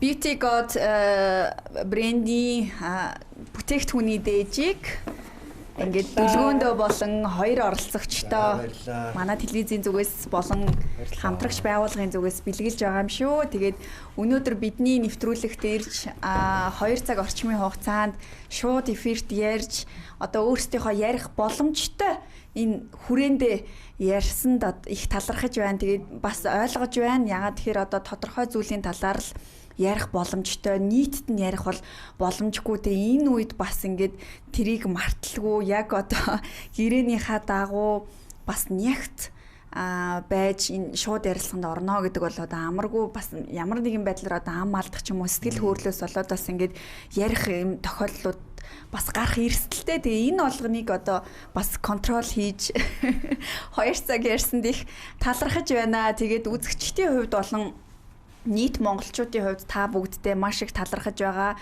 Өөрсдийн улс орны онцлогийг, үндэсний спортыг, бидний энэ бие бэлтрийн онцлог, оюун сэтгэлгээний онцлог, монгол хүн ер нь юмд яаж ханддаг юм бэ гэдгийг дэлхийн хамгийн том одоо медиа платформ дээр нэр хүндтэйгээр харуулж байгаа. Та нартаа маш их талархлаа. Мөн энийг ажил хэрэг болгоход хамгийн том үүрэг гүйцэтгэсэн Spark Agency-гийнхаа хамт олонд бас нийт монголчуудынхаа өмнөөс болон Монгол телевизийнхаа хамт олонны өмнөөс халуун баяр хүргэж талархал илэрхийлж байна. Баярлалаа. За ингээд нэвтрүүлгээ энэ түрээд дуусгая. Тэгээд магадгүй бизнесийн салбарын маань харж явах юм бол 11 сарын 18-нд сүүлийн дугаар цацагдсанаас 2-7 хоногийн дараанаас манай тамирчид одоо тухайн гэрээнийхээ боломжит нөхцөл байдлаар зар сурталчилгаан тоглох ямар нэгэн одоо компани нүүр царай болох боломжтой байна. Мөн Spark Agency-гийн хувьд бол цаашдаа Монголынхоо соёлыг энэ уламжлалыг харуулсан онцгой контентууд дээр бас үргэлжлүүлэн ажиллах юм байна гэж ойлголоо. Та нартай бүгдэнд нь амжилт хүсье. Дэлхийн хэмжээнд Монгол улсыг сурталчилсанд дахин гүнээ талархал илэрхийлж байна. За Баярлалаа. За баярлалаа үзэгчдээ. Терминалийн чөлөөтэй ярилцлага өнөөдөр онцгой дугаараа үзэгч та бүхэнд шууд эфирээс Монгол телевизийн Терминал 1 TV студиэс хүргэж байна. Ингээд нэвтрүүлгээ дуусгая. За баяртай үзэгчдээ. Баяртай.